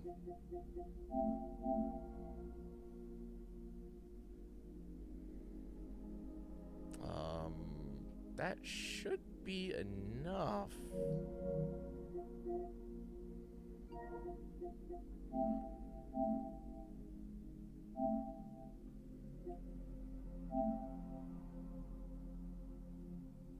Please say I have enough space. Okay, I have enough space now. 5 gigabytes. Okay. What is on the premium stuff? Okay, so I've been playing in personal time. I've been playing through RoboCop Rogue City. Oh my god, is this game fun as hell. Like I didn't think I would have I've only seen one RoboCop movie, and that was the remake of RoboCop. Really enjoyed that movie. I think it was a really good movie, but I have not seen any of the original RoboCops. I've heard watch RoboCop 1, kind of watch RoboCop 2, don't watch RoboCop 3 was never a movie. When you bring up RoboCop 3, people are like, I don't know what you're talking about. That never happened. That never got made. And if there's anything aside from beyond RoboCop 3, no one likes to talk about it. But RoboCop Rogue City is fucking awesome.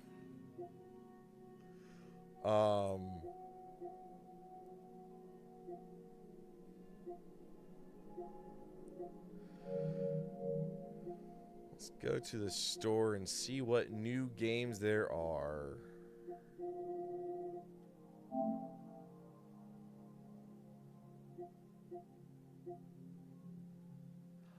So I've heard good and bad things. Mostly good things though about Shadows. It's a really big game and way too long. I've heard some really great things about the first Berserker. I did the demo for AI Limit and really enjoyed it. Motherfucker, Croc's on here too. It is not worth $30. I don't care if it was on Switch. I don't care if it was on PC. I'm not paying $30 for Abandonware. 6 out of 7 for Shadows. That's about where a lot of people were saying. It's like, and when you take into account that it's a derivative Ubisoft game, it's like it's a pretty good one of those derivative Ubisoft games. Like it's people are enjoying it much more than they did Mirage, and a whole lot more than they did with Origins. Wait, is it Origins? What? Odyssey. And they're enjoying it a lot more than they were with Valhalla. Yeah. What is Wanderer, the Fragments of Fate? Oh, it's a VR game.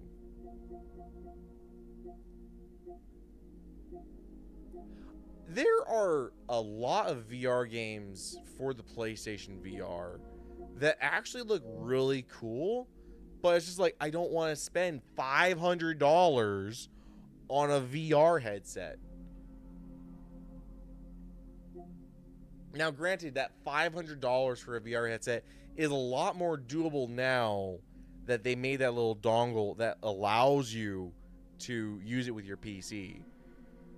And actually, I have a VR headset. I have the Valve Index, and I don't have it hooked up at all. Maybe I should sell my Valve Index. I mean, it's still holding its value. Like, even used Valve Indexes are still worth like 80-90% of their value. So I could get around I could get enough money by selling the Index to get a VR headset for the PlayStation. But I think I'd rather invest that money into a PSVR or PlayStation 5 Pro. Wait. They re-released Sphinx? Wasn't this an old ass like GameCube game?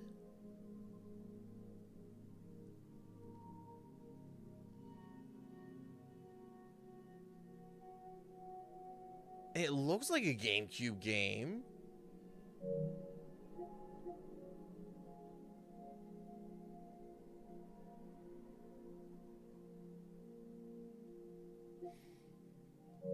Cool. Weird. Wanderstop. No, okay. So Wanderstop is actually really cool because it's made by the same guy that did the Stanley Parable. So this is his new game. Apparently there's some weird stuff in it, but it like starts out and super lulls you into that cozy kind of atmosphere game. So, and like, I think it's a little bit much for going into this, but this is a great thing. $25 for me to go into this game blind feels a bit much for me right now. I know, though, that if within a year, by this time next year, I will have seen this game drop down in price, though, and I'll pick it up then. I think if I could get this game for, like, sub 20, if I could get this game for around 15, I think I'd be willing to give it a shot. But without a demo. But yeah, 25 just seems a little much.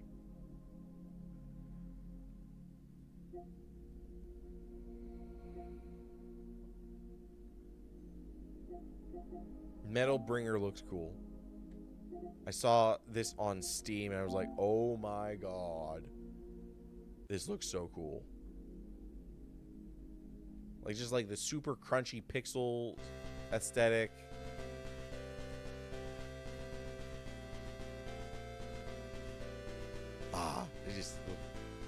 It's an action roguelike where you make mechs.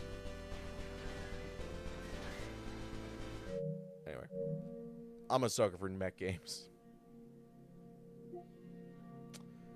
And you can't have a new releases on PlayStation without a bunch of AI bullshit.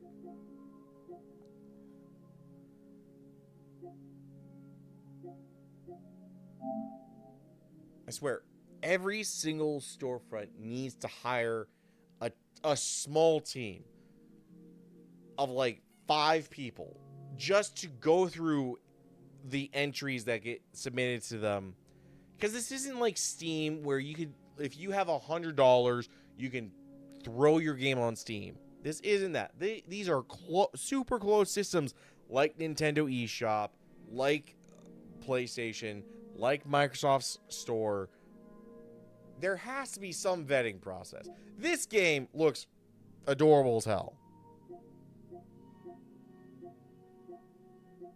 This looks like it's a real game. But police shootout,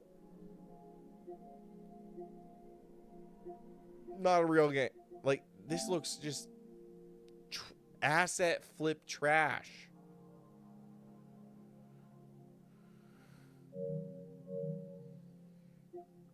And then we get the true asset flip trashes of Hypermarket Simulator. I think I've seen Hypermarket Simulator come onto the store 9 times in a year. And they're all the same exact thing. In fact, I think they're being made by the same 5 companies.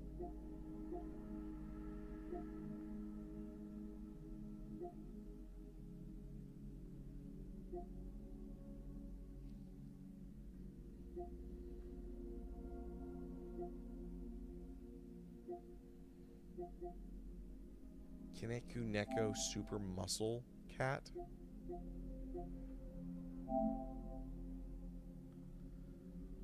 Why are we... What?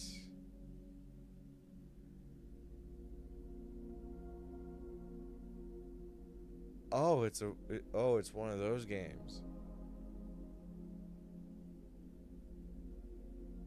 I think.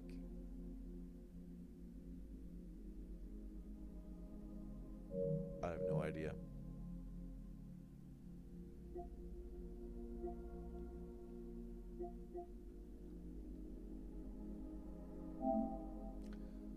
Mandroga, Whispers of the Witch Tree.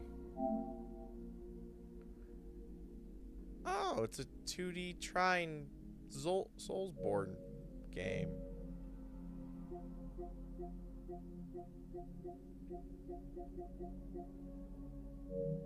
Right. Let's try Monster Hunter Wilds real quick.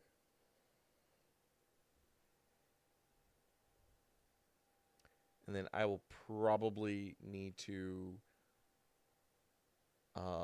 do some things.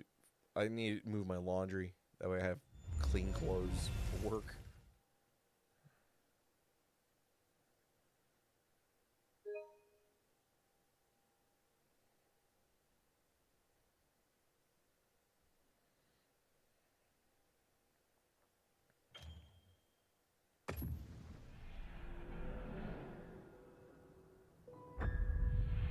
Holy shit!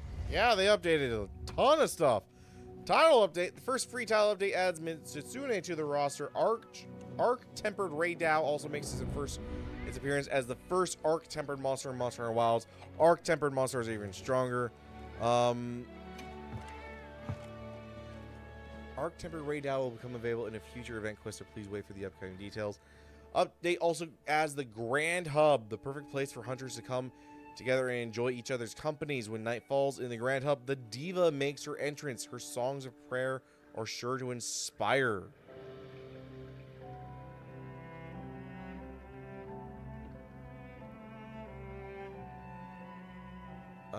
Cosmetic DLC is now available. Don't care. Never care about cosmetic DLC.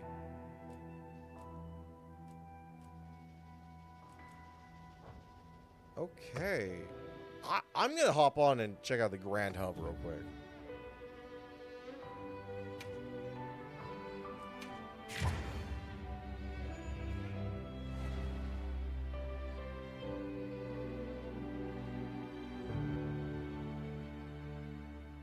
Let's see what this Grand Hub. Let's see what makes it so grand. Of course, the hub from World was literally just a pirate ship at the top of the camp, so it's probably going to be better than that.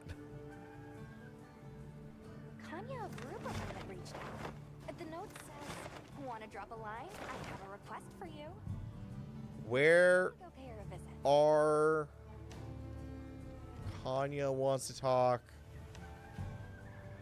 Tashin would like to offer a meal. The Al-Harkin would like to offer a meal. All right. Is Kanya? Go talk to giant dude in Suja. Oh. Off to Suja I go.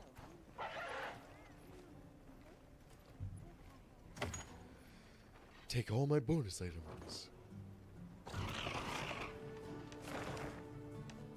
Suja.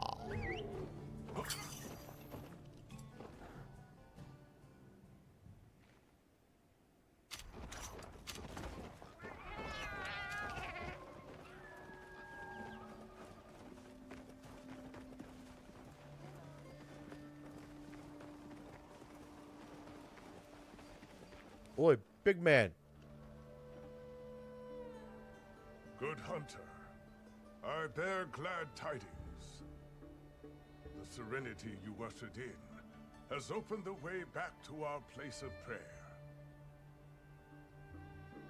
Apologies, but what is the place of prayer? A site where songs of prayer have been offered since ages past. It was rendered inaccessible after the downfall of Wyveria, but thanks to you, we have rebuilt. Having conferred with your comrades, the All-Harken has decided to make it a place of cultural exchange. I urge you to visit. You will find it on a path from the peak's back gate. Okay.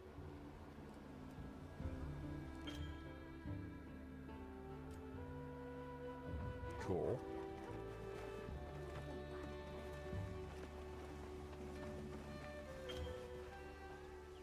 Go to the Grand Hub.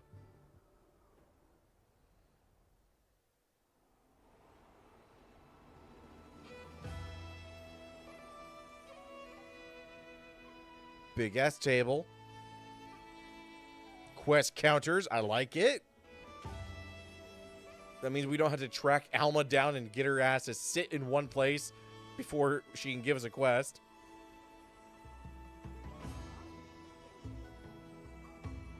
I didn't. I'm a little worried. I have not seen any Meowscular Chef. Wonderful. To think a place of such rich history would become a grand hub.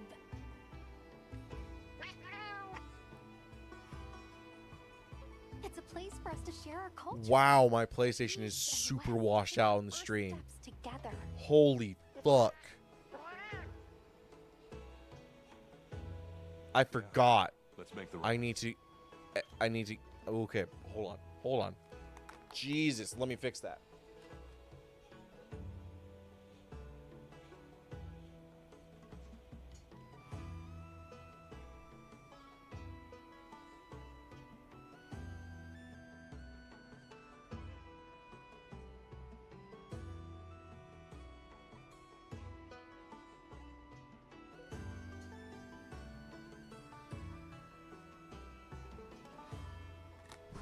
Okay.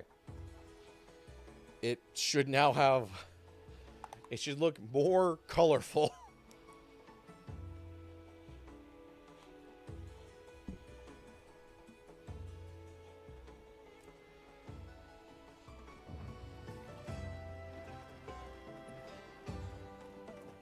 All right.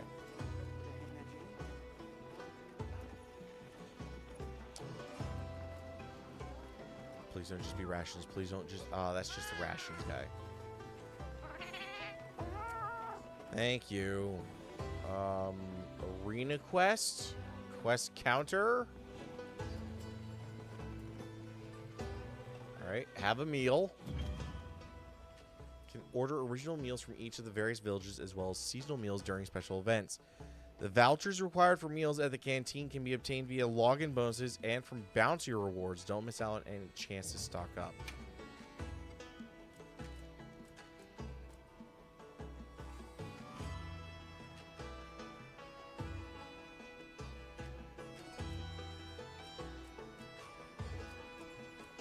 All I have are the Kunafa meal vouchers. Oh wait, I have a pick a meal voucher. We'll do this one. Yes.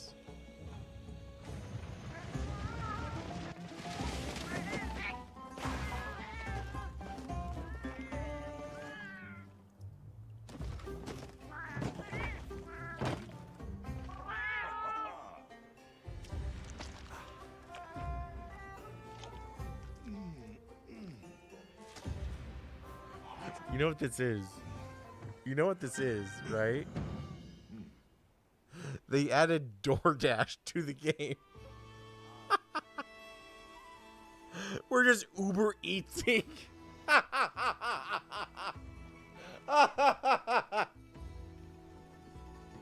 Oh, they Grubhubbing it straight to us. Oh, man. Come on over.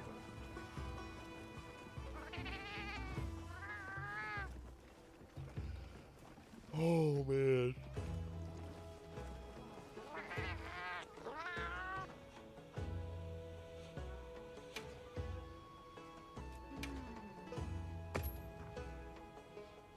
Yeah, no Meowster Chef, unfortunately.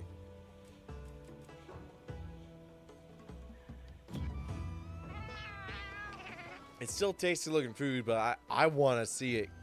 I want it hibachi style. I want to see that shit tossed. I want the Meowster Chef to toss a shrimp in my mouth. All right, let's see what else there is. All right, that's our camp. What's up here?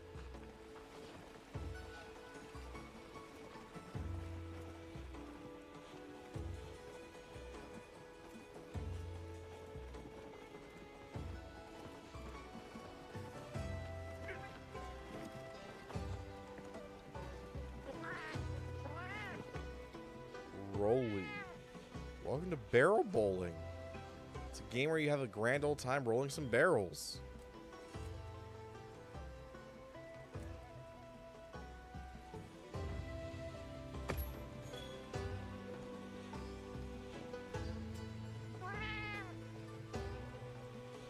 Roll a day keeps the boredom away. Yeah. Let's roll some barrels.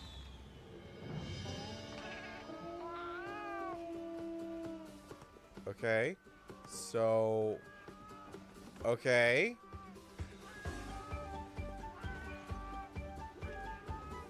Roll it. Oh, it went off to the side. Damn it.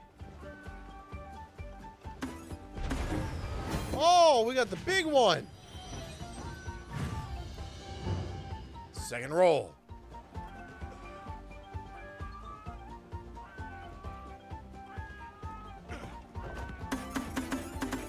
Ah, oh, damn it.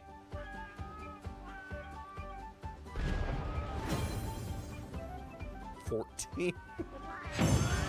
Oh.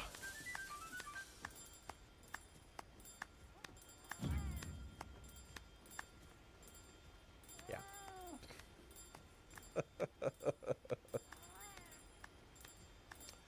So we got some steak, a mega potion, a pitfall trap, and a mega barrel bomb. Sweet.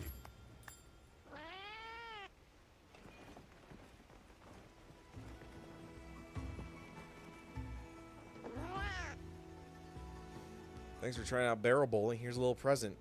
Be sure to wear that pennant the next time you play.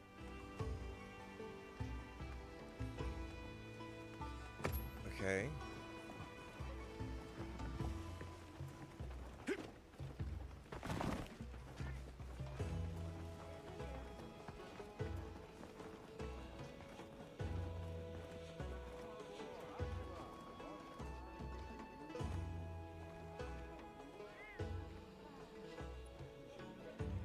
Toast.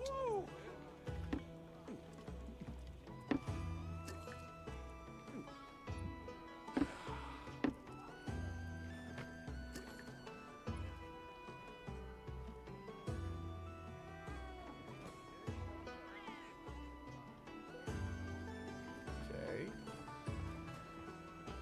Ooh, arm wrestling barrels. Okay, those made a return.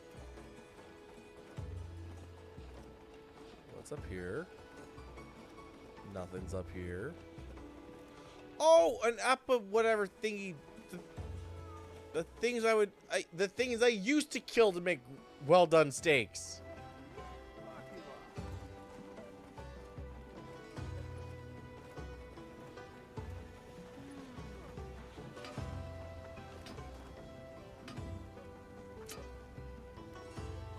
What's that you say? You think we've met somewhere else? We've met elsewhere?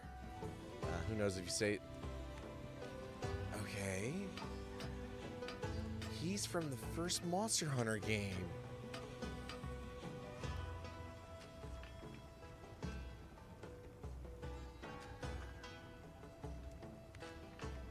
This guy's from the first Monster Hunter game.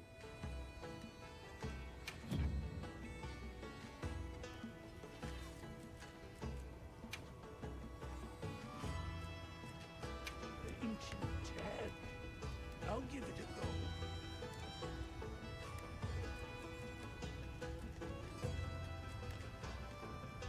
What I got? I can do thunder.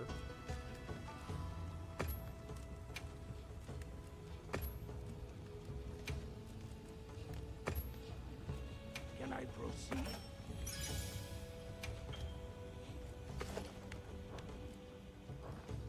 Another satisfied customer. All right.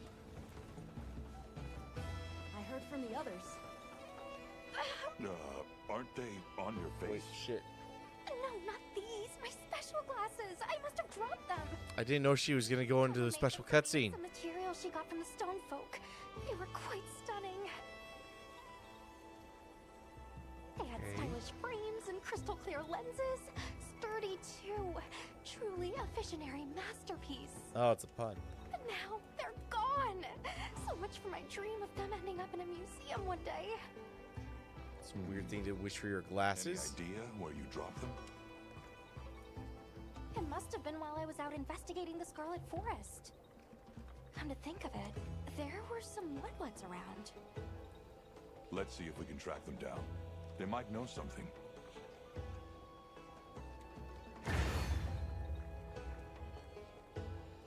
Right. I'll be waiting here. Alright, so we have her, but do I just get the same quests if I go to the quest counter down here?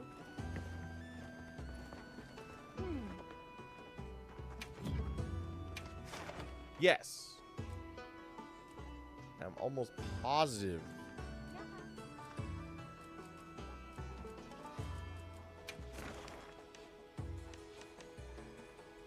Alright.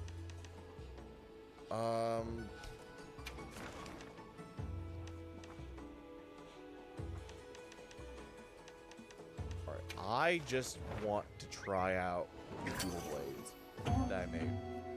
So I don't care their type is thunder. It's probably not effective against the Chatagabra. Do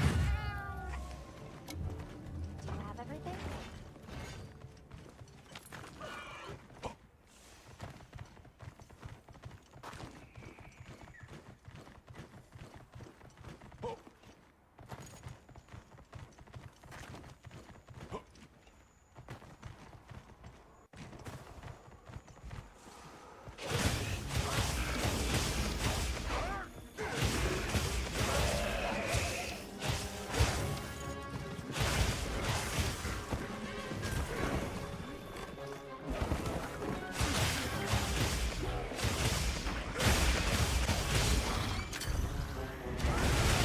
Oh, ooh.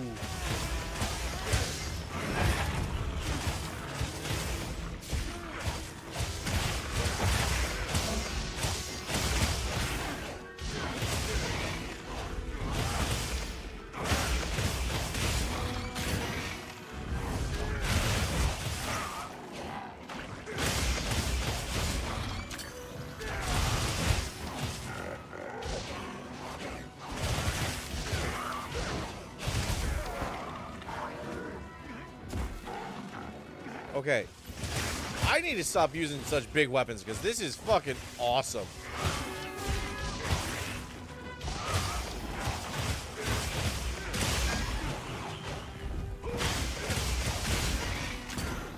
I miss being so mobile.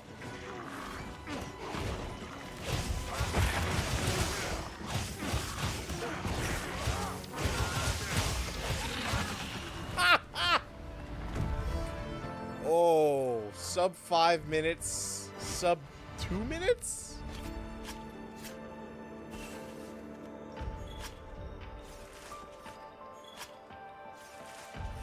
This is a rare research opportunity. Can't let it go to waste. What's the time on that? What's the time on that? That's a record at least. Sub 2 minutes. Wow.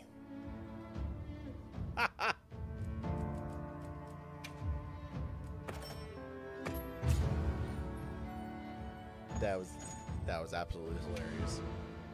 Absolutely hilarious. All right. Gemma. I have other need. No. Gemma.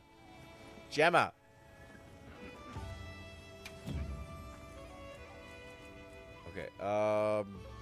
Art is. I want to try the insect glaive now. What can I make? I can't make shit. Hold on. Broken blade. We might be able to do.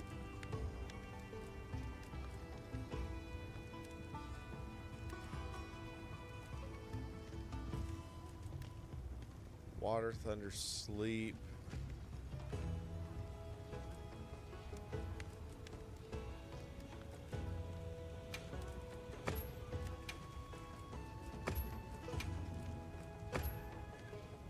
Do water.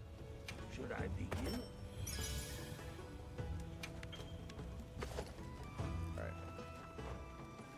Another satisfied customer. I have absolutely no idea how to use an insect glaive.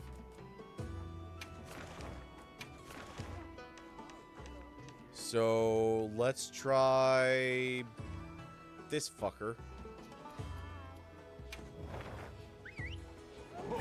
Good old Conga Longa.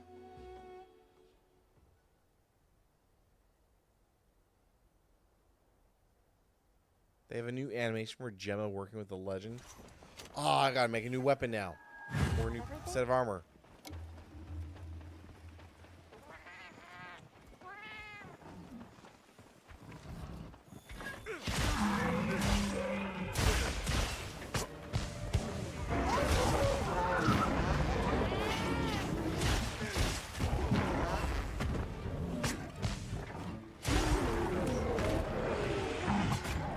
Okay, so the insect glaive is just meant for mounting the monster over and over again, right?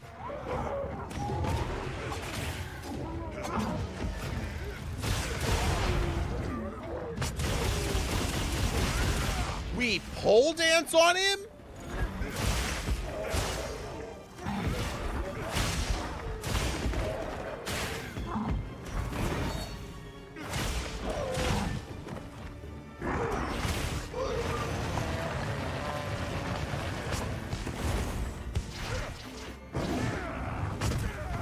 God.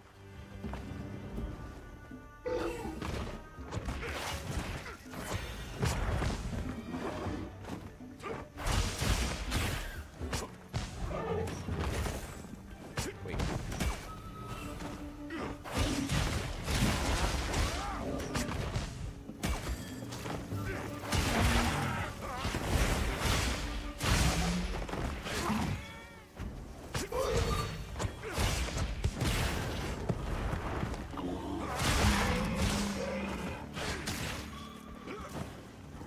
There are so many wounds on him.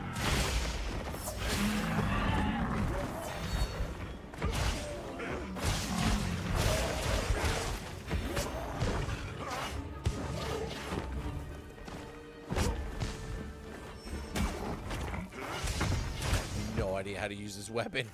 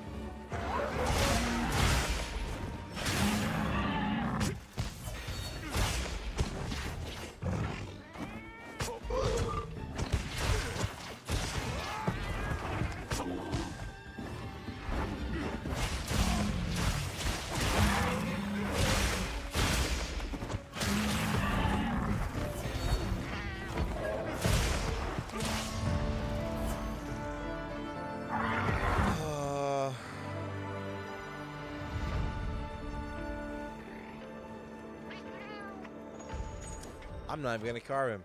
Not a fan. Not. I don't think I'm an insect glaive man. That is. Goodness. Sell all that.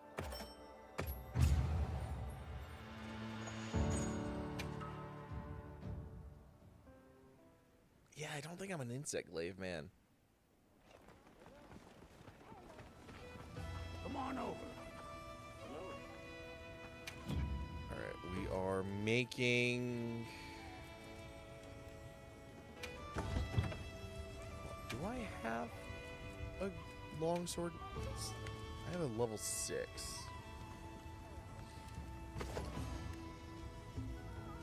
An artisan saber. Can I make anything better than a 6?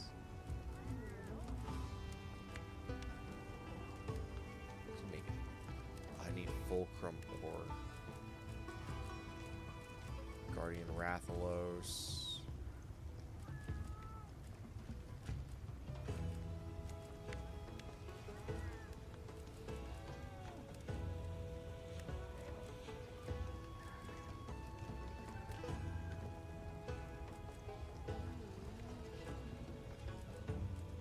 Could make a Rathian, but that's level 5, and I don't have the carapaces. Oh, the Dushagama looks fucking badass.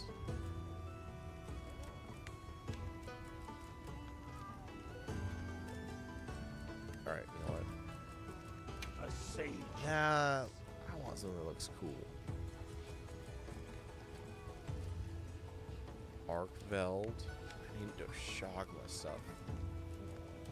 I like the Arkveld, actually.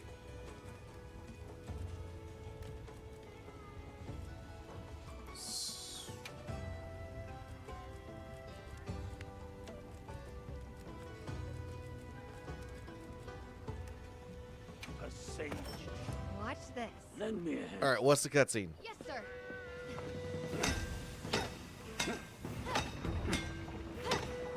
Okay. Here. Got it. Elbows. Elbows. Right. Good. All right. Okay. No, I don't want that.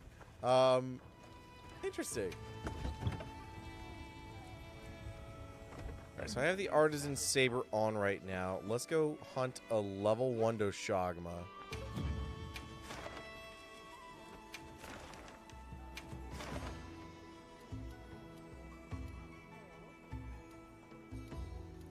Anything close to him? I guess that.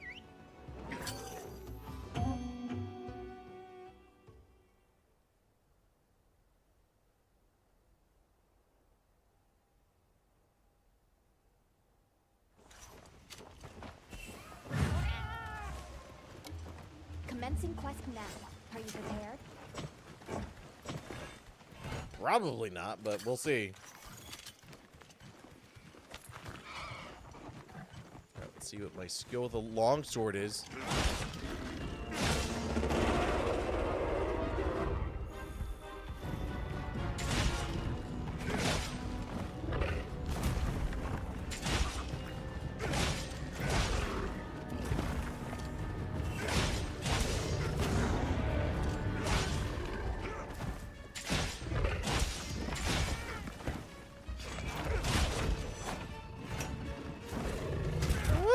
Okay.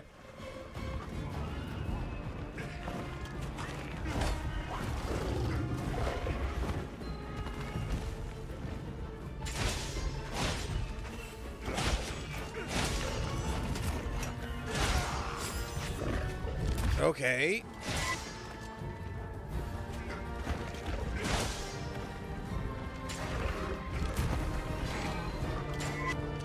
Ah. Damn it. Land it. That did not do nearly as much as I was hoping.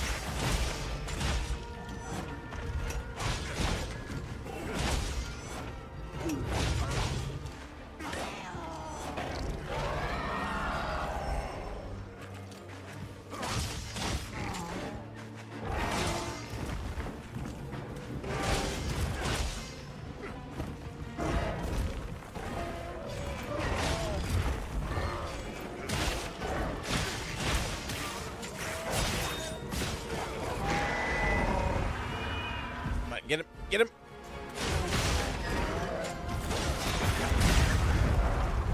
Okay.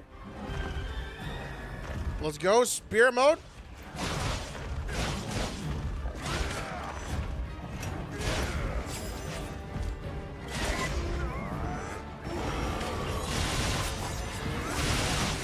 Oh, okay. That was a pretty good hit.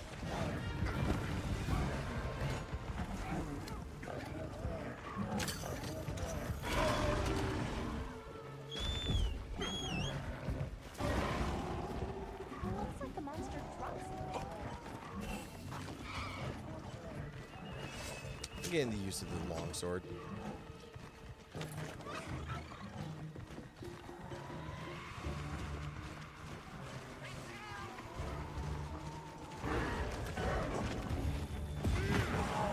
I was hoping for the big old clash.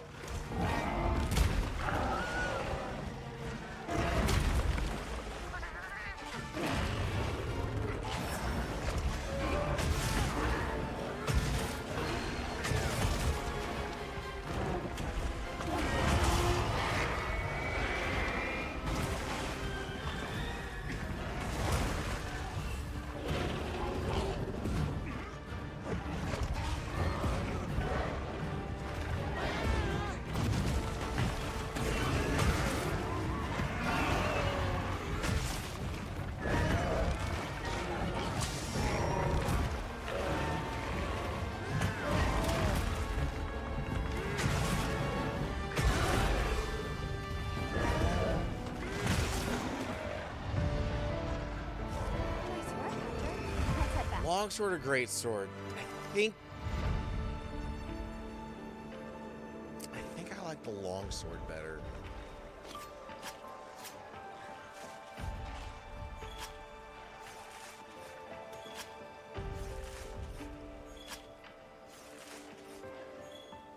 Yeah, I think the longsword is a little nicer.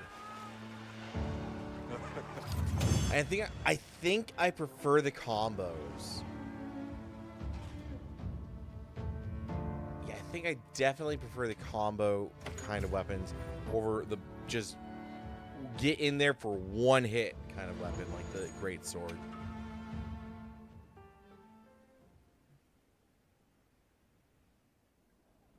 So I wonder.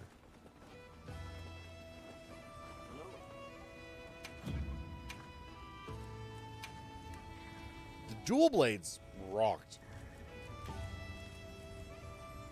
Right, that's the... Oh, right, they're the multiple cleaver kind of things. Chemistresses are okay. Bones or whatever. Duna are just maracas. No, I take that back. Sorry. The Conga-Longas are just maracas. The Jarkan look like they're gonna hurt a lot. I don't like the Deshagma ones. Arkveld. Ah! What's that stupid weapon from Star Trek? You know the one that I want to say Klingons. I don't know if it's Klingons. It might be the other race of weird pointy space elf. Is it Klingon or Vulcan? The war. I think it's the Klingon sword. Yeah, the weird. You can tell how much Star Trek I've seen. But yeah, the Arkveld reminds me of the Klingon sword. Whatever they call. Oh my god! If the Affinity didn't suck so bad, the Guardian. Those look. I like the paint job on those. Lala Barinas just look like weird sickles. Alright, the Kutkus are the second version of the fucking rattles. Wait, so we don't upgrade to Rathalos through Rathian for the dual blades. You upgrade from the Kutku to the That's funny. Gormagalas look Oh! You're not using the blades, they're claws. They're not dual blades, they're claw weapons. That is... Ooh. I just noticed that.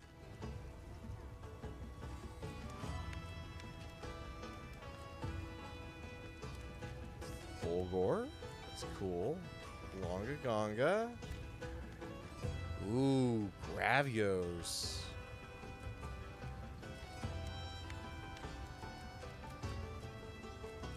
And Mystery.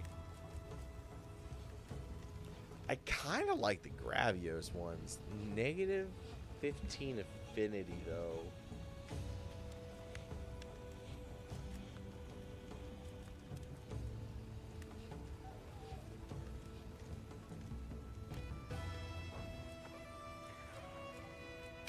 You have any requests? I don't think I've played with a hammer yet in this game.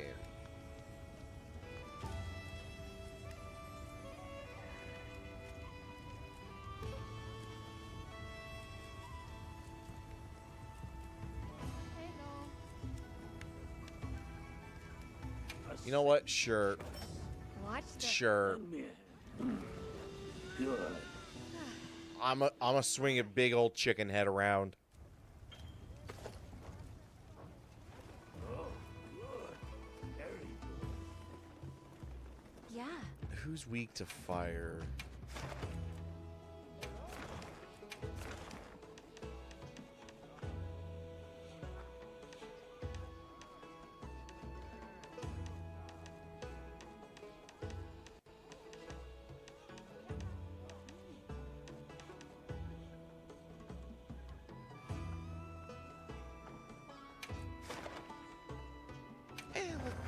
Let's do an Uthduna. Let's do an Uthduna fight. It's probably not ideal with a Yunkaku hammer, but weak to fire is monkey.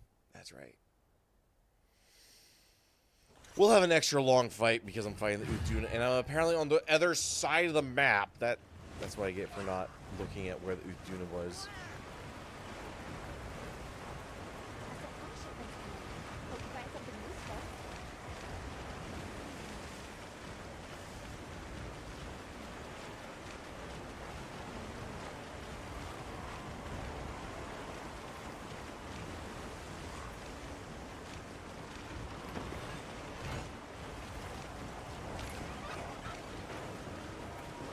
Thunder, you say?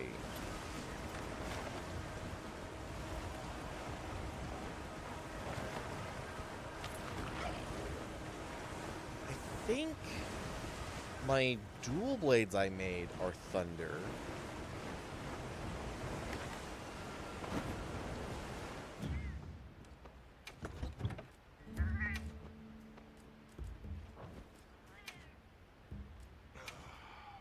Yes, they are.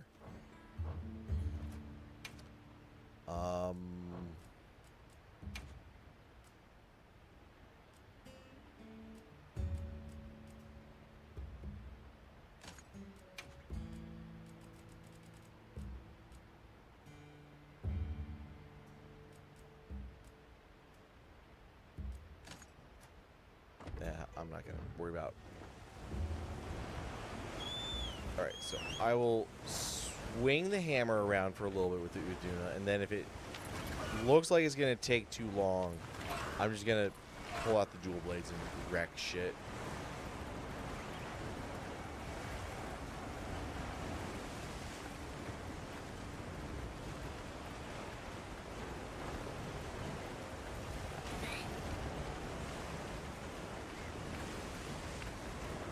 Alright, first time using a hammer in Wilds. Haven't used it once since World. Ooh.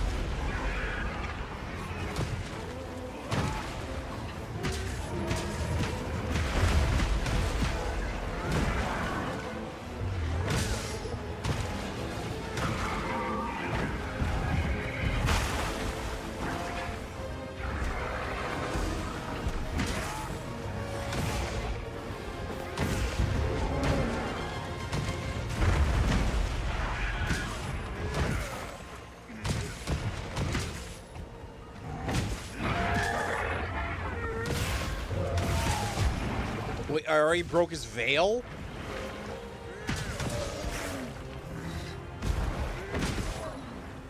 Holy shit. Give me that tail. Give me that tail, son. There we go.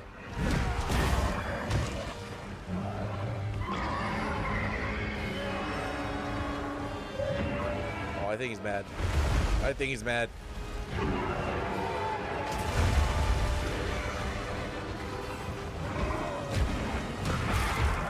Oh!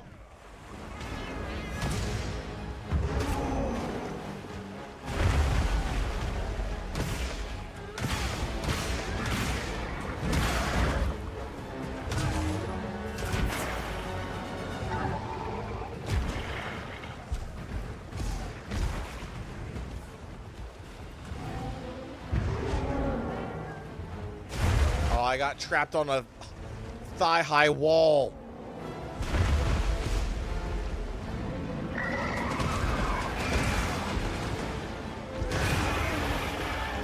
Well, there's the veil again. Let's break it.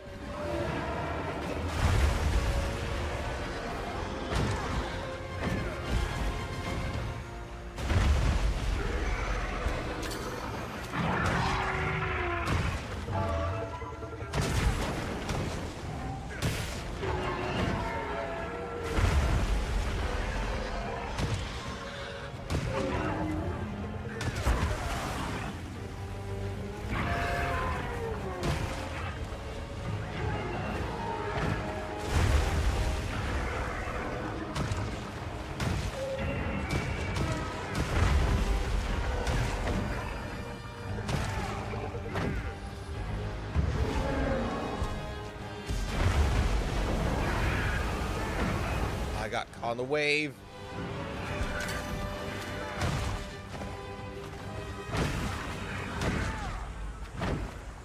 I didn't just break it again, did I? No. I did not.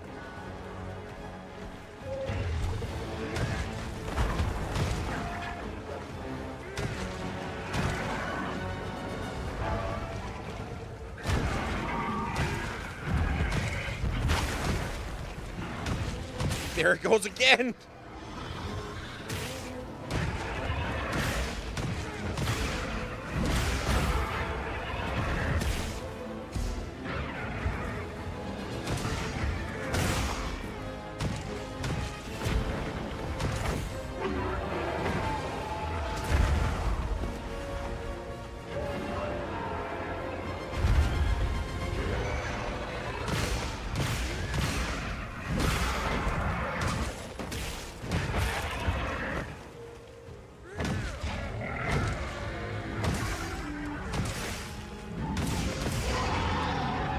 I yelled when I was trying to do the big one.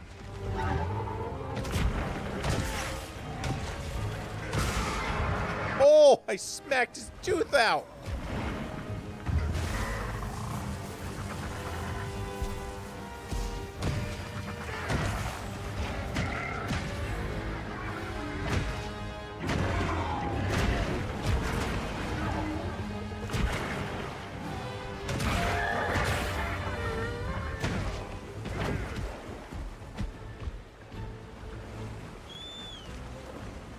I think I bullied him a little bit. Now I'm really gonna bully him.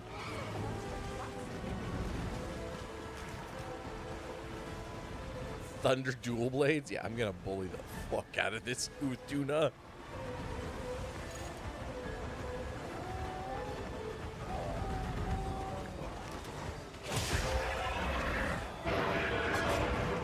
Oh, you know what? I don't think I saw the mounting attack with the Uduna. With the dual blades, I mean. And I don't think I saw it with the,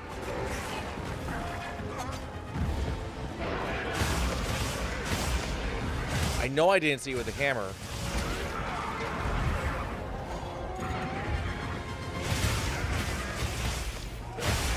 Oh, here we go. Eren Yeager! I mean, Levi! I'm an Attack on Titan, motherfucker!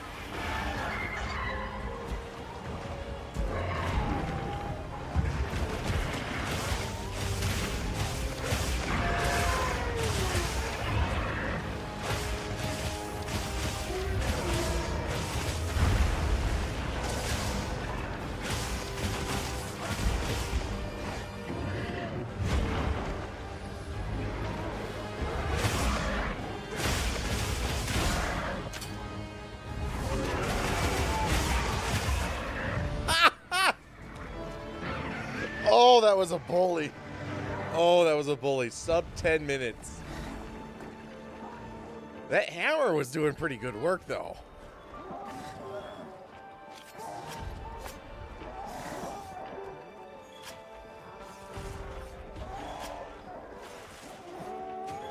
I like the hammers. Man, I just kept carving. Yeah, the hammer was breaking things left and right. I think the only thing that I've seen break more and make more wounds was the insect glaive. I have no idea how the insect glaive kept making so many wounds on that Conga Longa. I haven't even done the super move for the hammer. You're right. Ooh. And I know I'm never going to be able to. So I'm going to go and see other people do that because I'm interested now. I'm going to go to the PC.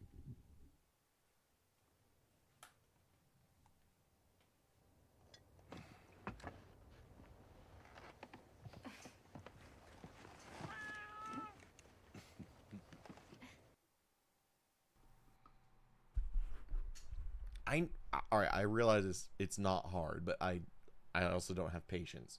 So, Monster Hunter Wilds super move. All right, let's see. Super move hammer. I don't want to move guide.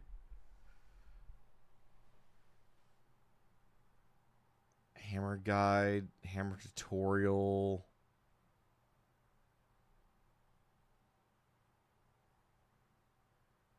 All right, now I did see this. And this is pretty funny to me, where you just like start swinging it like this. This is always funny to me.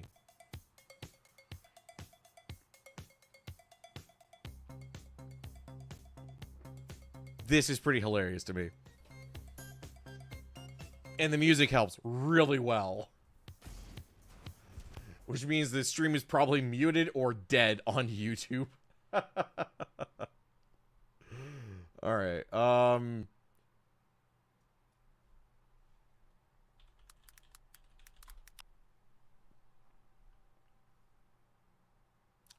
I guess we're gonna see. It's paradise, and with the Monster Hunter Wilds open beta demo. Don't care. I just want to see you pull off big ass moves. Okay. Okay. R2 plus triangle, then triangle and R2. Ooh. That's cool. Holy shit, that charges your blade, your meter fast.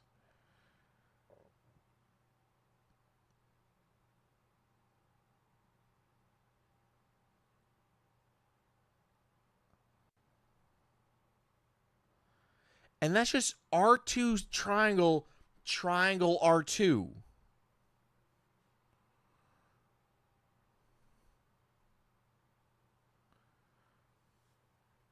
All right, this is your basic triangle, triangle, triangle. When the spirit gauge is red.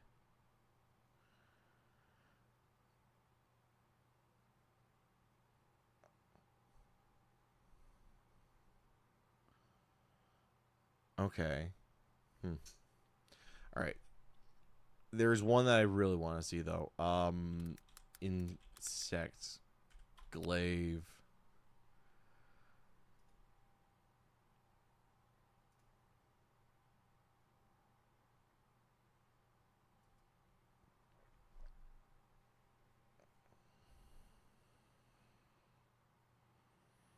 So you just become a dive ball. What the fuck? You're like doing a rising shuriken twister.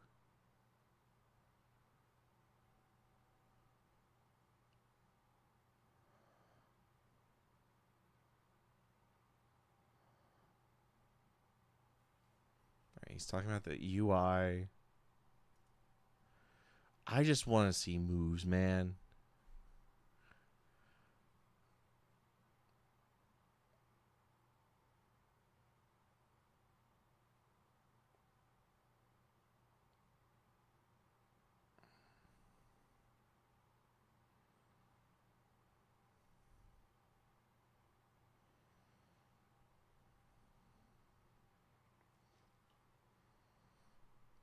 All right. Bow. Trick arrow overview. All right, what's he say about overview? Changes and mechanical updates in Wilds, giving an already powerful weapon more playstyles and options in combat. If you haven't tried the bow, now is your time to shine, as you will be able to dominate the field with less item management. The trick shot gauge fundamentally changes how the bow works in Monster Hunter. Now you're able See, I didn't even notice the trick shot gauge when I tried the bow the one time. attacks. The gauge is now used to apply coatings which are infinite if you have good resource management. Oh. Coatings like power coatings, you will need to earn a trick arrow gauge. This is visible on the side of the screen as a small bar. The trick arrow gauge is split into 3 different sections, and you can consume one section of the bar to load a set of 8 Coatings didn't used to be infinite. using L1 and Or am I and misremembering that? triangle. Once you've shot these 8 coatings, you will need to gain more gauge and reapply the coatings. This makes for a new and interesting gameplay loop. Your trick arrow gauge charge can be earned in a variety of different ways. You can earn charge by attacking, charging, and dodging with your bow. Another massive overhaul to the bow is the addition of the tracer and tracking arrows. R2 and square will apply a tracer arrow in your bow and consume some of your gauge. Hitting a target with the tracer arrow will then allow for successive shots to home in on the targeted area. This will Wait, detonate after a certain amount of time has passed, or when you apply enough damage to it. While the tracer arrow is applied, you will have critical distance at a longer range than is shown in the UI. The tracers being applied will also increase the damage of the arrows, as you can see here in this example, where we shoot the barrel with and without it. So managing the uptime of this is important. Something else to know about the tracer shot is that it will home all of your arrows into the target regardless of shot type. This means you can mix in spread shots, quick and power shots for great effect, as they will home in on a single location. We've found that just charging the bow is one of the quickest and easiest ways to increase your trick gauge outside of attacking. A lesser known mechanic though is that you can ready your tracers while charging the bow, allowing you to retain charge and assign a tracer arrow to your next attack. You can quickly raise your charge level, stamina, and trick gauge by performing a perfect dodge called a discerning dodge. To do this, you must time it as a monster hits you during the start of your dodge animation, which will grant you a massive amount of stamina and gauge. The earlier you trigger the discerning dodge animation in the sidestep, the more bar that you'll be rewarded with. Another option that has been added in Wilds is the ability to do a short repositioning hop cancel out of our sidestep. It's called Flying Shallow Shot. To do this, simply press the triangle button in the middle of a sidestep, and this will send you jumping in a direction while shooting. This is great to pair with the tracer arrow, but it will reset your charge level. Arc Shot has also been updated for Monster Hunter Wilds, and it will no longer KO or give buffs. Pressing both L2, R2, and circle will allow you to perform the Arc Shot, and you'll be able to charge it up to 3 levels. This increases the amount of lingering bomb arrows that it leaves behind. Lingering bomb arrows can be detonated using a variety of different sources such as Thousand Dragons, Dragon Piercer, and Focus Strike for extra damage, making it have a decent amount of burst damage overall. Unlike previous iterations of the Arc Shot, it looks like this new version could become a critical part of your bow rotation and combo. The Dragon Piercer also returns in Wilds, but this time you are quickly and instantly able to do it. You can do this by pressing triangle and circle during your combos. This is also the quickest way to detonate those lingering bombs for additional damage. The instant Dragon Piercer is about half the ready time, but does around half the damage. Thousand Dragons is also back. Jesus, they're still going on about... Okay. I have work in the morning, so I'm going to hop off here. Thank you guys for watching. I will probably be on tomorrow. I'm planning on streaming again tomorrow. More Pokemon. Another episode of Pokemon I'll do tomorrow. Probably going to try and stream around the, I don't know, 8 p.m.